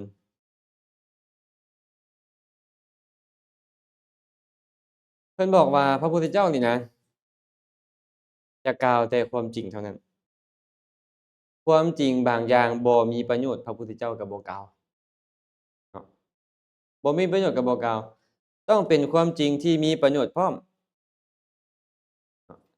แต่คนบ่ชอบใจก็บ่กล่าวอีกจริงพร้อมมีประโยชน์แต่บ่ชอบใจก็บ่กล่าว บางอย่างบ่แม่นความจริงถึงมีประโยชน์ถูกใจคนเพิ่นก็บ่กล่าวพระพุทธเจ้านี่บ่เว้าความจริงนั้นต้องเอ่อสิ่งนั้นต้องเป็นความจริงนำมีประโยชน์นำเป็นที่ชอบใจนำและรู้จักกาลเทศะในการกล่าวขนาดเป็นความจริงมีประโยชน์ถูกใจหมู่แล้วต้องรู้เวลาในการกล่าวพร้อมบางเทื่อนี่เซานิ่งบ่เว้าหยังเคยเห็นบ่ตอนพระพุทธเจ้าไปโพธนางลูกสาวสร้างรูปคนชาวบ้านชาวเมืองพระอุทม เป็นร้อยเป็นพันเอาอาหารมาถวายพุทธเจ้าสั่นเข้าแล้วนั่งเฉยบ่เว้าบ่เว้าหยังชาวบ้านก็นิ่งพระอานนท์เป็นต้นก็นิ่งเพิ่นมีความประสงค์อยากจะไปพูดนางลูกสาวสร้างหูปเพราะก่อนหน้านี้เพิ่นมาสอนไว้แล้วมาสอนหยังมาสอนมรณานุสติไว้แล้วนางคนนี้ก็เลยเจริญมรณานุสติเรื่อยๆเรื่อยๆเรื่อยๆแต่บ่ทันได้คุณธรรมอิหยังแต่ว่าเจริญมรณานุสติทีนี้ข่าวก็แพร่สะพัดไปว่าพระพุทธเจ้าเนี่ยมาฮอดเมืองนี้แล้ว อยากไปฟังธรรมแต่พ่อเราผัดไส้ให้เรานี่น่ะเอาได้เนี่ยไปให้เพราะเราเป็นสร้างหูปเนาะก็เลยคิดในใจเราจะเอาได้ไปให้พ่อก่อนหรือจะไปฟังธรรมก่อน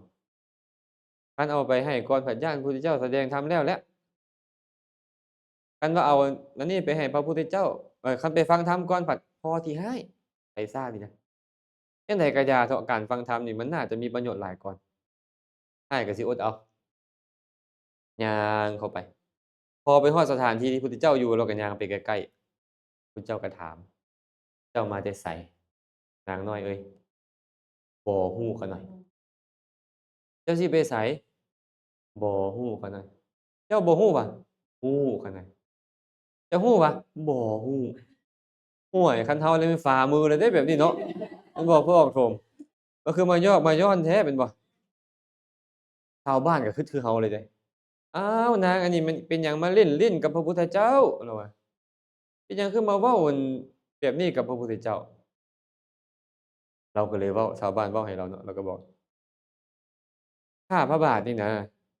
มาสถานที่นี้นี่นะก็ฮู้อยู่ดอกว่ามาแต่เรือนแม่พระองค์ก็ฮู้ว่ามาแต่เรือนนั่นน่ะแต่ที่พระองค์ถามน่ะบ่ได้มีความประสงค์ว่า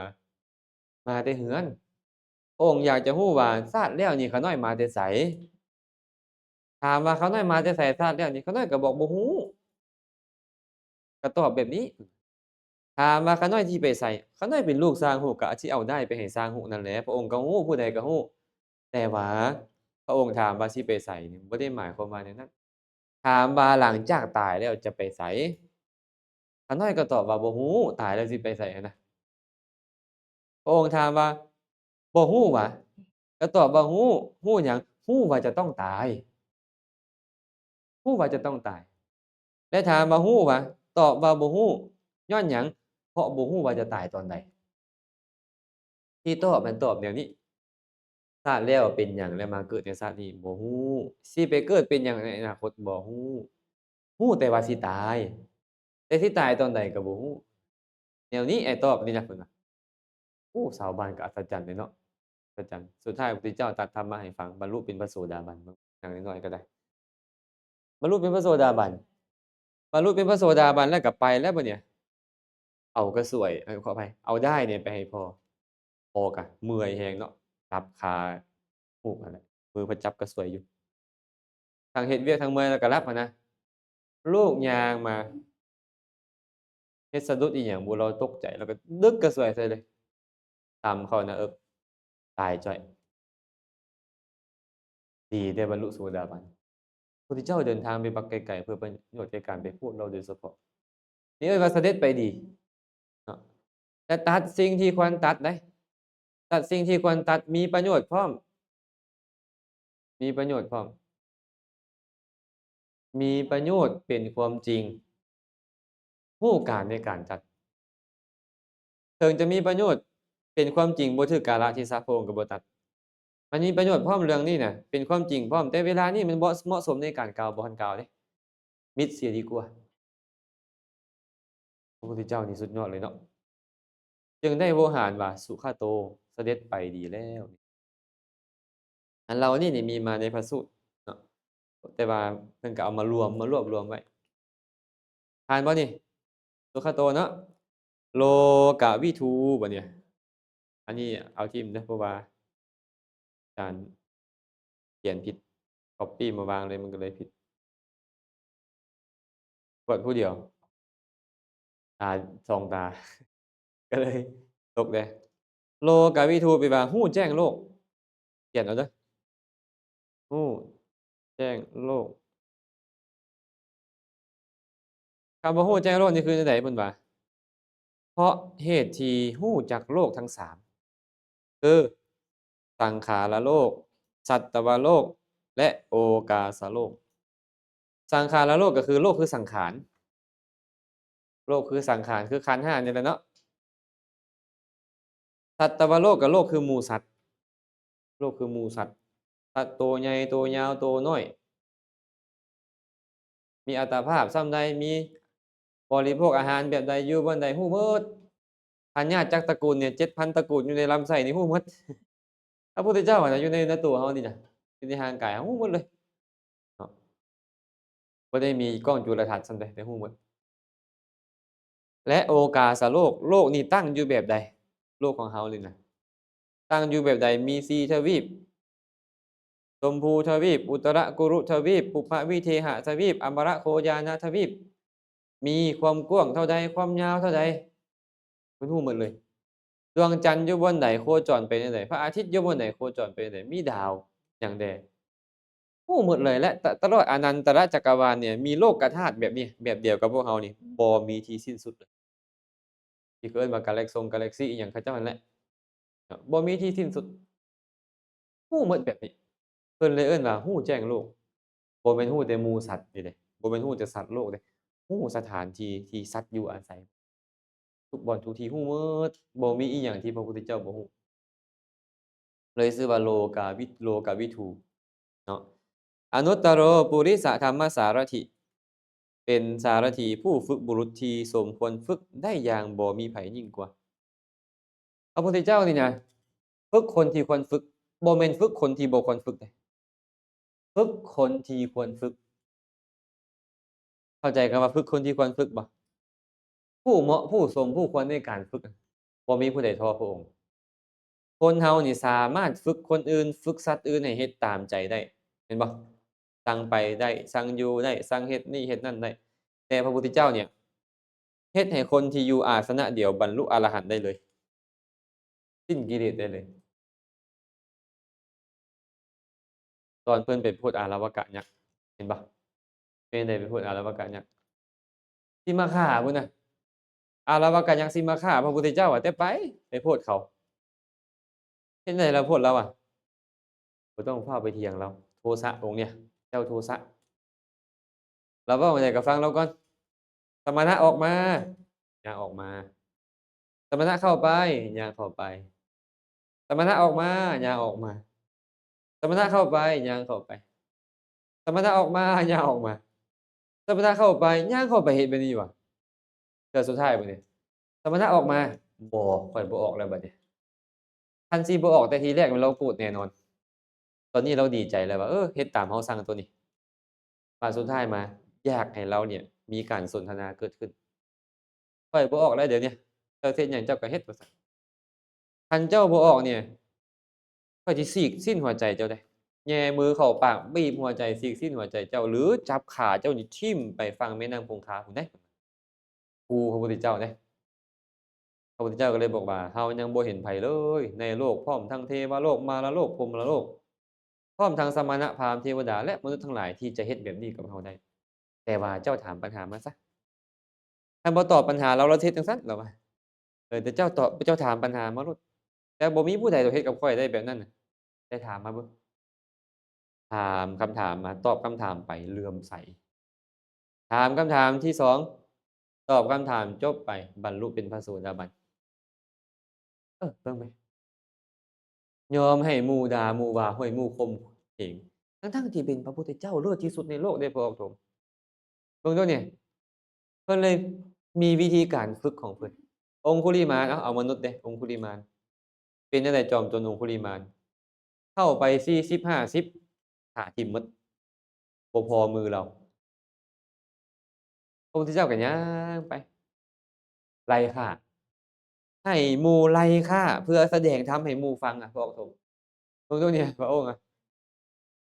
ไร้ค่า3หยดหยดหนึ่ง16กิโล3หยดเท่าไร48กิโลจนเมื่อยขนาดองคุลิมานมีกำลังหลายกว่าช้างแล่นไวกว่าม้าพระพุทธเจ้าอธิษฐานให้เราแล่นแต่พระองค์ย่างนี่ให้บ่ทันแฮ่งแล่นไปเท่าใดก็ปานตามเงาตัวเองเออแฮ่งแล่นมันก็แฮ่งไปแฮ่งแล่นก็แฮ่งไปสุดท้ายจนเมื่อยเอิ้นใส่ติฏฐสมณะสมณะติฏฐเพิ่นว่าหยุดก่อนท่านสมณะหยุดก่อนพระพุทธเจ้าก็บอกเฮาหยุดแล้วเจ้านั่นแหละยังบ่หยุดแต่คนมีปัญญาอยู่แล้วเนาะ โอ้สมณะนี่บ่ตั๋วนะบ่เว้าความบ่จริงแม่นอันใดอันหยุดของเพิ่นนี่เฮาคือว่าหยุดแล้วกลับว่าเฮาบ่หยุดเพิ่นบัดย่างอยู่แปลว่าเพิ่นหยุดแล้วท่านสมณะไอ้หยุดของท่านแม่นหยังบ่หยุดของท่านแม่นหยังเฮาหยุดแล้วท่านบอกว่าเฮาบ่หยุดท่านย่างไปอยู่ท่านบอกว่าท่านหยุดแม่นแนวใดอันหยุดของท่านนี่น่ะเฮาหยุดเข็นฆ่าชีวิตสัตว์อื่นแล้วบ่เฮ็ดชีวิตสัตว์อื่นให้ตกล่วงแล้วบ่มีมือเปื้อนด้วยเลือดแล้วปล่อยวางสาตราอาวุธต่างๆแล้ว เป็นผู้มีความอีดูกูนาในหมู่สัตว์เขาจึงชื่อว่าหยุดแต่เจ้ายังยินดีในการเฆนฆ่าชีวิตสัตว์อื่นอยู่เจ้าจึงชื่อว่าบ่หยุดฟังส่ำนี้โยนดาบโยนธนูทิ่มลงหน้าผารู้แล้วว่าทานมาเพื่อข้าพเจ้าขอบวชเลยเบิ่งดูนี่น่ะเป็นยอดของผู้สอนบ่ล่ะบ่มีผู้ใดสอนเราได้เลยองคุลิมานนี่พระพุทธเจ้านี่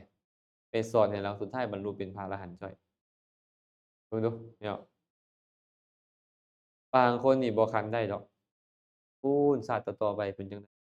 ก็ไปโพสต์เอาไว้ก่อนย่างกายไปให้เห็นซื่อๆเห็นบ่มัฏฐกุณฑีอะย่างกายเหินไปให้เห็นเกิดความเลื่อมใสตายแล้วไปสวรรค์ไปสวรรค์แล้วมาฟังธรรมบรรลุเป็นพระโสดาบันภายหลังเป็นยอดของผู้สอนเนาะผู้อีกผู้นี้ควรสอนผู้นี้ยังบ่ควรสอนควรสอนเวลาใดควรเอาหยังไปสอนรู้เบิด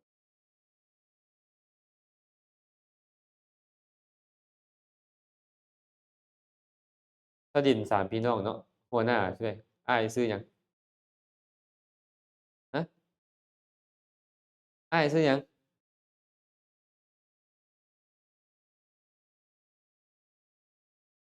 อุรุเวลากัสสปะ ณทีกัสสปะทยากัสสปะทิฏฐินี่โอ๊ยสุดเลยไปแสดงปาฏิหาริย์เป็นพันๆให้เราเห็นเราก็ยังว่าเราเก่งกว่าพระพุทธเจ้าอยู่แต่พุทธเจ้าก็อดทนแม่นหลายพันเลยอันแสดงปาฏิหาริย์นั่นน่ะแสดงปาฏิหาริย์ไปเป็นพัน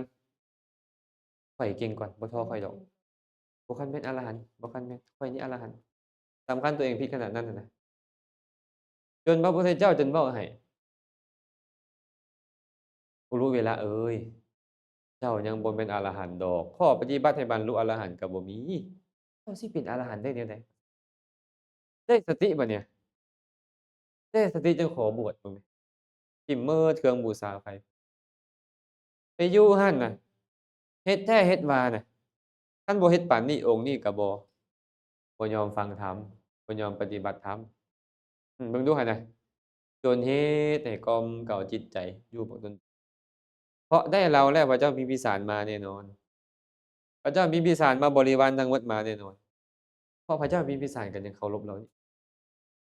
สุดท้ายแล้วก็ได้คือกันได้ๆๆได้คือกันมันมาเองหมดพวกนี้เขาเคยเฮ็ดมาในอดีตแล้วเดะพอแต่บรรลุปุ๊บมาเลยองค์กลุ่มเนี่ยปฏิสัมภิทาก็มาอภิญญา6มาหมดเลยอ๋อยังบ่มีการแสดงเลยบ่มีการแสดงเรื่องฤทธิ์ไว้เลยพวกนี้เออเขาก็มีความคิดแบบเขาเจ้าว่าเฮ็ดแบบนี้เท่านั้นเป็นกุศลเป็นไปเพื่อมรรคผลนิพพานของเขาสินะบ่มีการแสดงเรื่องฤทธิ์ไว้เลยก็บ่ได้บอกว่าเจริญกสิณไฟกสิณหยังก็บ่มีแต่บอกบูชาไฟแต่ปานนั้นก็ยังมีคนเคารพเอาแท้เอาว่าสินับภาษาหยังอันไปตัดอันรูปนิมิตแล้วคนนับถือนี่บ่ต้องนับอันเนี้ยคนนับถือแบบใดก็มีอะนะ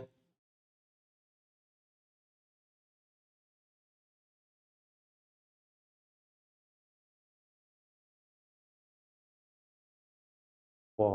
บ่เห็นอธิบายเรื่องฤทธิ์ไว้แต่ก็ยังสำคัญตัวว่าตัวเองเก่งกว่าหมู่ก็ยังว่าถึงเก่งปานใดก็บ่แม่นอรหันต์คือเพิ่นเนี่ยๆเดี๋ยวนี้ให้เพิ่นเว้านี่นะเพราะว่าตอนที่ฝนตกท่วมอะเพิ่นยังขี่เรืออยู่เดะคันมีฤทธิ์ก็คือสิบ่ขี่เรือ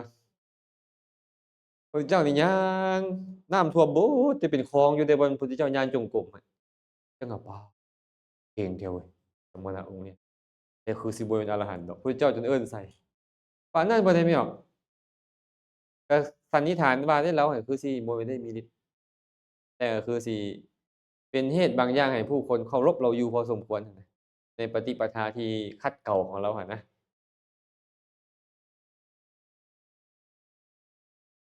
เริ่มแต่ต้นเนาะเราก็ต้องยอมรับว่านี่เพิ่นเป็นอนุตตรปุริสบุคคลเนาะเป็นสารถีผู้ฝึกได้อย่างบ่มีไผยิ่งกว่าสุดท้ายแล้วสดินก็สยบฟังธรรมบรรลุเป็นพระอรหันต์ปฏิสัมภิทาอิหยังมาเมิดเนี่ยเบิ่งดูนี่การฝึกของเพิ่นนี่นะเพิ่นจึงชื่อว่าเป็นผู้ฝึกคนให้ได้ประโยชน์ทางโลกิยะและโลกุตระสอนให้ได้ให้ทานรักษาศีลเจริญฌานอภิญญาก็ได้สอนให้บรรลุเป็นพระอริยเจ้าชั้นโสดาบันจนฮอดอรหันต์เพิ่นเลยบอกว่านั่งคู่บัลลังก์เพียงครั้งเดียวเท่านั้นบรรลุธรรมได้ตามอุปนิสัยเออเพิ่นจึงเป็นยอดอ้าวสัทธาเทวมนุสสานังบัดเนี่ยเป็นครูผู้สอนของเทวดาและมนุษย์ทั้งหลายพระพุทธเจ้าบ่ได้สอนแต่มนุษย์เดะเทวดาก็สอนพวกยักษ์ก็สอนสัตว์เดรัจฉานก็ยังสอนเดี๋ยวนี้พวกพญานาคพญาครุฑสอนเบิดพระพุทธเจ้าเนี่ยแต่เพิ่นเว้าแค่ผู้ประเสริฐคือมนุษย์และเทวดาเลยบอกว่าเป็นเทวดาเป็นครูผู้สอนของเทวดาและมนุษย์ทั้งหลายแม้แต่เท้ามหาพรหมพระองค์ก็เป็นจึงเป็นครูผู้สั่งสอนของมนุษย์และเทวดาทั้งหลายอันนี้เว้าง่ายอยู่ตัวนี้นะง่ายอยู่แต่เพิ่นอธิบายไปหลายกว่าหั้นเนาะ สอนประโยชน์หยังแหน่ล่ะประโยชน์โลกนี้การหาอยู่หากินแบบใดสอนฮอดโจรนั่นดิเนี่ยเป็นโจรจั่งใดจะเจริญเป็นโจรจั่งใดจะเสื่อมพู้นน่ะสอนไปอ่านในโจรสูตรเด้อโจรคำปล้นแบบนี้เสื่อมเพิ่นว่าโจรปล้นแบบนี้บ่เสื่อมพู้นน่ะสอนสอนผู้หญิงหาเงินสอนอืมเพิ่นก็สอนไปเบิดเนาะอันนี้ประโยชน์โลกนี้สอนประโยชน์โลกหน้าพร้อมคือเฮ็ดแบบนี้จะได้ประโยชน์ในโลกหน้า และปรมัตถประโยชน์คือพระนิพพานส่วนปรมัตถประโยชน์สูงสุดจึงชื่อว่าสัทธาเทวมนุสสานังพุทโธบัดเนี่ยเป็นพระพุทธเจ้าทรงเป็นพระพุทธความว่าได้ขนานนามว่าสัพพระพุทธเจ้าเพราะเป็นผู้ตรัสรู้อริยอริยธรรมทั้งปวงอันประมวลลงในอริยสัจสี่อีกอย่างหนึ่งชื่อว่าเป็นพุทธะเพราะเป็นเหตุ เพราะเหตุที่ทรงตรัสรู้อริยสัจสี่ด้วยพระองค์เอง แล้วยังโพดสัตว์อื่นให้ตรัสรู้นำพระปัจเจกพุทธเจ้านี่นะเพิ่นตรัสรู้เอง แต่เฮ็ดให้คนอื่นตรัสรู้นำบ่ได้เนาะพระสาวกเฮ็ดให้คนอื่นตรัสรู้นำได้ แต่บ่สามารถตรัสรู้ได้ด้วยตนเอง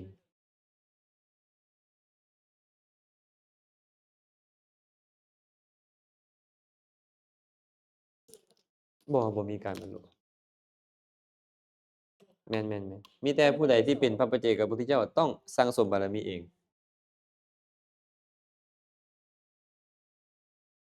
บ่มีแต่หลังจากนั้นคันพระพุทธเจ้านี่ไปเอาคำเว้าเพิ่นหั่นน่ะมาแสดงอีกตอนเป็นพระพุทธเจ้าแล้วนี่คำเว้านั้นเฮ็ดให้คนตรัสรู้ได้ต่างกันบ่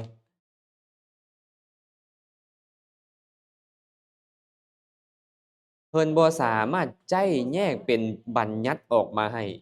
หมู่ได้ แต่ว่าพระพุทธเจ้านี่สามารถเอาคำเว้าของเราอะนะ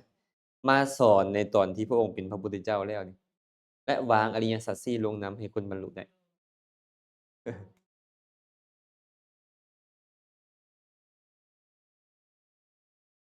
อยู่ผู้เดียวนี่อยู่ผู้เดียวไปผู้เดียวบ่ต้องอาศัยผู้ใดคนที่มักเอกเทศน์จะมักเป็นพระปัจเจกพุทธเจ้าบ่อยากอาศัยไผตรัสรู้ข้อยอยากรู้เองและอยากอยู่คนเดียวอยากไปคนเดียวบัดนี้ จะเป็นแบบนั้นลักษณะแบบนั้นแต่ว่าถามว่าพระปัจเจกพุทธเจ้านี่อ้าวองค์อื่นๆมาตรัสรู้ตามเดะตรัสรู้เองของเพิ่นเองเพิ่นก็สั่งสมบารมีมาเองแม่นอยู่ดอกองค์นี้เป็นพระปัจเจกพุทธเจ้าก่อนและองค์นี้มาบวชตามแล้วก็เป็นพระปัจเจกพุทธเจ้าแต่ว่าองค์นี้ต้องตรัสรู้เองเห็นบ่แม่นๆๆตรัสรู้เองบ่มีผู้ใดแม่นๆลูกของนางปทุมวดี500คนเกิดลูกเทื่อเดียว500คนน่าอัศจรรย์บ่เกิดลูกเทื่อเดียว500คน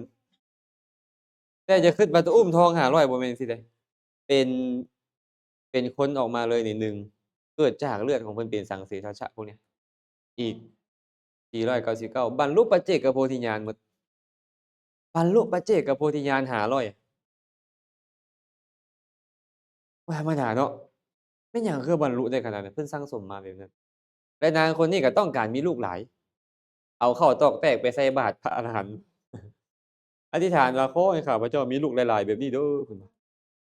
เออผู้ใดอยากมีลูกหลายเด้ออย่าเอานกเด้อ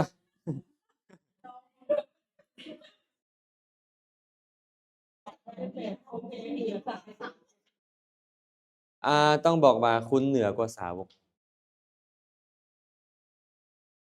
เพราะสั่งสมบารมีหลายรู้เองสาวกบ่สามารถรู้เองจังไดก็ต้องรอท่าพุทธเจ้าสาวกแต่เพิ่นนี่บ่ต้องรอท่าพุทธเจ้าคุณเพิ่นจั่งหลายก่อน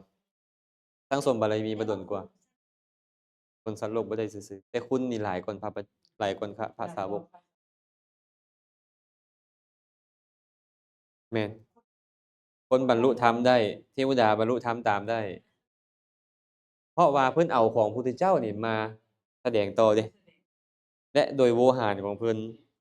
บางเทื่อก็โวหารของพุทธเจ้าบางเทื่อก็โวหารของเพิ่นเพิ่นตรัสรู้ตาม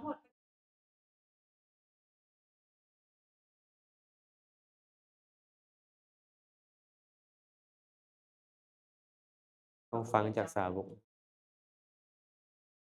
เข้าใจเนาะนี่เนาะอันนี้เอิ้นว่าพุทโธเพราะตรัสรู้ด้วยพระองค์เองโดยชอบนำเฮ็ดสัตว์อื่นให้ตรัสรู้ได้ตามนำบทว่าภควาบัดนี้สุดท้ายทรงเป็นพระภควาภความีความหมายหลายเหลือเกินเพราะทรงเป็นผู้มีโชคก็แม่นเป็นผู้มีพระภาคยะคือมีบารมีเป็นผู้เป็นพระคะวันตะผู้ถึงที่สุดภพคือมีภพสุดท้าย เพราะทรงเป็นปันตคัมมนะผู้สำรอกผู้คลายภพคลายความยินดีในภพแล้วทรงเป็นวิภัตตวานะเป็นผู้จำแนกธรรมออกสั่งสอนสัตว์ไอ้ความหมายนี่ที่เราเอามาใช้ตอนนี้เอาตัวนี้แหละแสดงว่าผู้จำแนกแจกแจงธรรมสั่งสอนสัตว์หมายความว่าจั่งใดจำแนกแจกแจงธรรมสั่งสอนสัตว์ผู้นี้อุปนิสัยแบบนี้ข้อยต้องเทศน์แบบนี้เทศน์เวลานี้เทศน์เวลาอื่นบ่ได้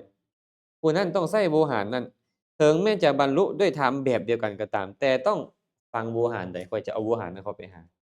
บางคนฟังขันธ์ห้าแล้วบรรลุข้อยจะเอาขันธ์ห้าบางคนฟังอายตนะ6บรรลุข้อยจะเอาอายตนะบางคนฟังธาตุ18บรรลุข้อยจะเอาธาตุ18บางคนฟังอริยสัจ4บรรลุข้อยจะเอาอริยสัจ4แล้วแต่เลยเนาะบางคนนี่นะฟังตัวเลขเห็นบางคนนี่มักตัวเลขเลข9ดีเลข10ดีจังซี้นะฮอดมื้อนั้นมาเพิ่นก็ต้องเอาธรรมะให้ไปลงตามล็อกคนที่ชอบใจให้ได้ฟังแล้วก็ได้ประโยชน์บรรลุธรรมไปเข้าใจแจ่มแจ้งจึงชื่อว่าภาวาจำแนกแจกแจงธรรมสั่งสอนสัตว์อย่างเช่นไปแสดงธรรมแก่ปัญจวัคคีย์เอาหยังไป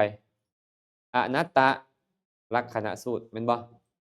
อนัตตลักขณสูตรพอไปหาชดินสามพี่น้องอทิตตปริยายสูตร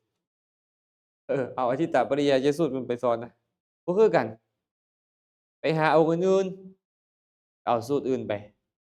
เว้าให้แตกต่างกันไปให้เข้ากับอุปนิสัยของคนกลุ่มนั้นๆแต่จังไดพระองค์ก็ต้องอาศัยการกล่อมเกลาเขาเจ้าก่อนบางคนควรกล่อมเกลาด้วยทานบางคนควรกล่อมเกลาด้วยศีลบางคนควรกล่อมเกลาด้วยสมาธิบางคนนี่ควรกล่อมเกลาด้วยการเป็นหมู่เป็นเพื่อนจังซี้ได้มีพราหมณ์คนหนึ่งเห็นเปล่ามีพราหมณ์คนหนึ่งที่ไปอันทางป่าเฮ็ดนาออกไปทางป่าเฮ็ดนาพุทธเจ้ารู้เลยว่านาเรานี่น่ะมันสิถูกน้ำพัดเสียหายหมดแต่ข้อยจะได้โอกาสแสดงธรรมให้เราฟังตอนนั้นไปก่อนแหละเฮ็ดหยังพราหมณ์โดยถางนาเขาน่ะมือใหม่ไปแม่นเฮ็ดหยังพราหมณ์กำลังป้านคันนาชาวนาอยู่มือใหม่ไปอีกเฮ็ดหยังพราหมณ์หว่านกล้าอยู่เขาน่ะมือใหม่ไปอีกเฮ็ดหยังพราหมณ์ดำนาเขาน่ะเออท่านโคดม นับตั้งแต่มื้อขาน้อยนี่มาเริ่มชาวนานี่น่ะทานก็มาแล้วทานนี่ถือว่าเป็นหมู่ขาน้อยเดะนี่คันถ้าหากว่านาขาน้อยได้รับมากรับผลสำเร็จแล้วขาน้อยสิแบ่งให้ทานส่วนหนึ่งเด้อเออมาคุมื้อหลายจนลึงกันน่ะลึงกันบาดเพิ่นฮอดมื้อเพิ่นเกี่ยวเพิ่นก็ไปเกี่ยวเนาะจ้างคนไปเกี่ยวคือพวกเรานี่แหละเนาะเกี่ยวแล้วก็วางเด้อบัดนี้บางบ่อนก็บอกว่ากำลังสิเกี่ยวปรากฏว่าฝนจักมาแต่ไสมื้อนั้นท่วมแท้ท่วมว่า พัดเอาน้ำลงมาพัดเอาเข้าวเพิ่นหนีหมดมื้อใหม่เพิ่นไปเห็นนาเพิ่นแปลนเอิ้นเติ้นไอ้ก็คืออันนั้นเนาะคืออันน้ำเขื่อนแตกอยู่อันอัตตปืออะเนาะไปหมดเลยแม่นบ่ดินนานี่ท่วมหมดเลยทั้งข้าวทั้งน้ำทั้งเรือนทั้งสาลเราก็แบบเดียวกันเลยเราก็ให้เสียใจพุทธเจ้าก็ไปเป็นจังไดพราหมณ์โอ้ยท่านพระโคดมอันที่บอกท่านไว้ว่าสิแบ่งให้ท่านส่วนหนึ่งอะหมดแล้วเด้อเพิ่นว่าหมดแล้วเพิ่นว่าพระพุทธเจ้าก็เลยเว้าธรรมะให้ฟังเว้าธรรมะให้ฟังว่ากามโตฉายติโสโก กามโตชายตีพยังกามโตวิปมุตตัสสะนัตถิโสโกกุโตพยังความโศกต่างๆนี่นะพุ่นน่ะภัยต่างๆมันเกิดมาจากกามเกิดมาจากความอยากความต้องการนี่แหละความอยากทั้งหลายนี่แหละมันเป็นเหตุให้ความโศกเกิดขึ้นเป็นเหตุให้ภัยทั้งหลายเกิดขึ้นเป็นเหตุให้ภัยเกิดขึ้นฟังธรรมแล้วบรรลุโสดาบันเบิ่งแหมต้องท่าขนาดใดท่าจักเดือนนั่นเข้าควรจะเป็นเกลียวเอา4เดือน5เดือนจุ่นน่ะแต่ก็เฮ็ดน่ะพระพุทธเจ้าอะเพื่อสั่งสอนเขาอะ เพิ่นเลยชื่อว่าผู้จำแนกแจกแจงธรรมสั่งสอนครับจังได๋ก็ให้กายไปให้ลึงกับเราที่ไปโพดผู้อื่นก็ต้องไปหาเรานี่ก่อนน่ะเพื่อให้ลึงกับเราจน4-5เดือนจังค่อยไปสอนธรรมมื้อสุดท้ายบรรลุเป็นพระโสดาบันเนาะโอ้หมดเวลาพอดีแล้วแหละกาย5นาทีแล้วเพิ่นบอกว่าพอได้แล้วเพิ่นว่าอะก็สรุปได้มื้อนี้ว่าเฮาเรียนได้หยังได้มื้อนี้กสิณ10ได้ไปหมดแล้วอสุภะ10 พุทธานุสติอนุสติ10ได้ข้อเดียวพอดีจบเนาะนับตั้งแต่อรหังจนฮอดภควาแต่ว่าบ่ได้หมายความว่าเอาส่ำนี้เดะคุณของพระพุทธเจ้านี่ผู้ใดก็ตามฟังธรรมมาหลายฟังเรื่องราวประวัติในพระสูตรต่างๆมาหลาย จะสามารถพิจารณาคุณของพระพุทธเจ้าได้กว้างกว่าอย่างเช่นพวกเขาธรรมดากับพระสารีบุตรนี่เราจะไปเทียบกับพระสารีบุตรบ่ได้ในการระลึกถึงคุณของพระพุทธเจ้าแต่เพิ่นย่อที่สุดแล้วให้เรานี่ได้เก้าย่อสุดแล้วโดยย่อมีเก้าอย่างนี้จังซั้นเด้อผู้ใดมักระลึกถึงคุณของพระพุทธเจ้าควรฟังสาดกควรฟังจริยปิฎกเรื่องราวของเพิ่นแล้วก็ฟังพระสูตรหลายๆจะพิจารณาคุณได้หลายก็คงจะพอสมควรเนาะมื้อนี้เนาะอะก็อนุโมทนาบุญนำทุกคนทุกท่านเด้อ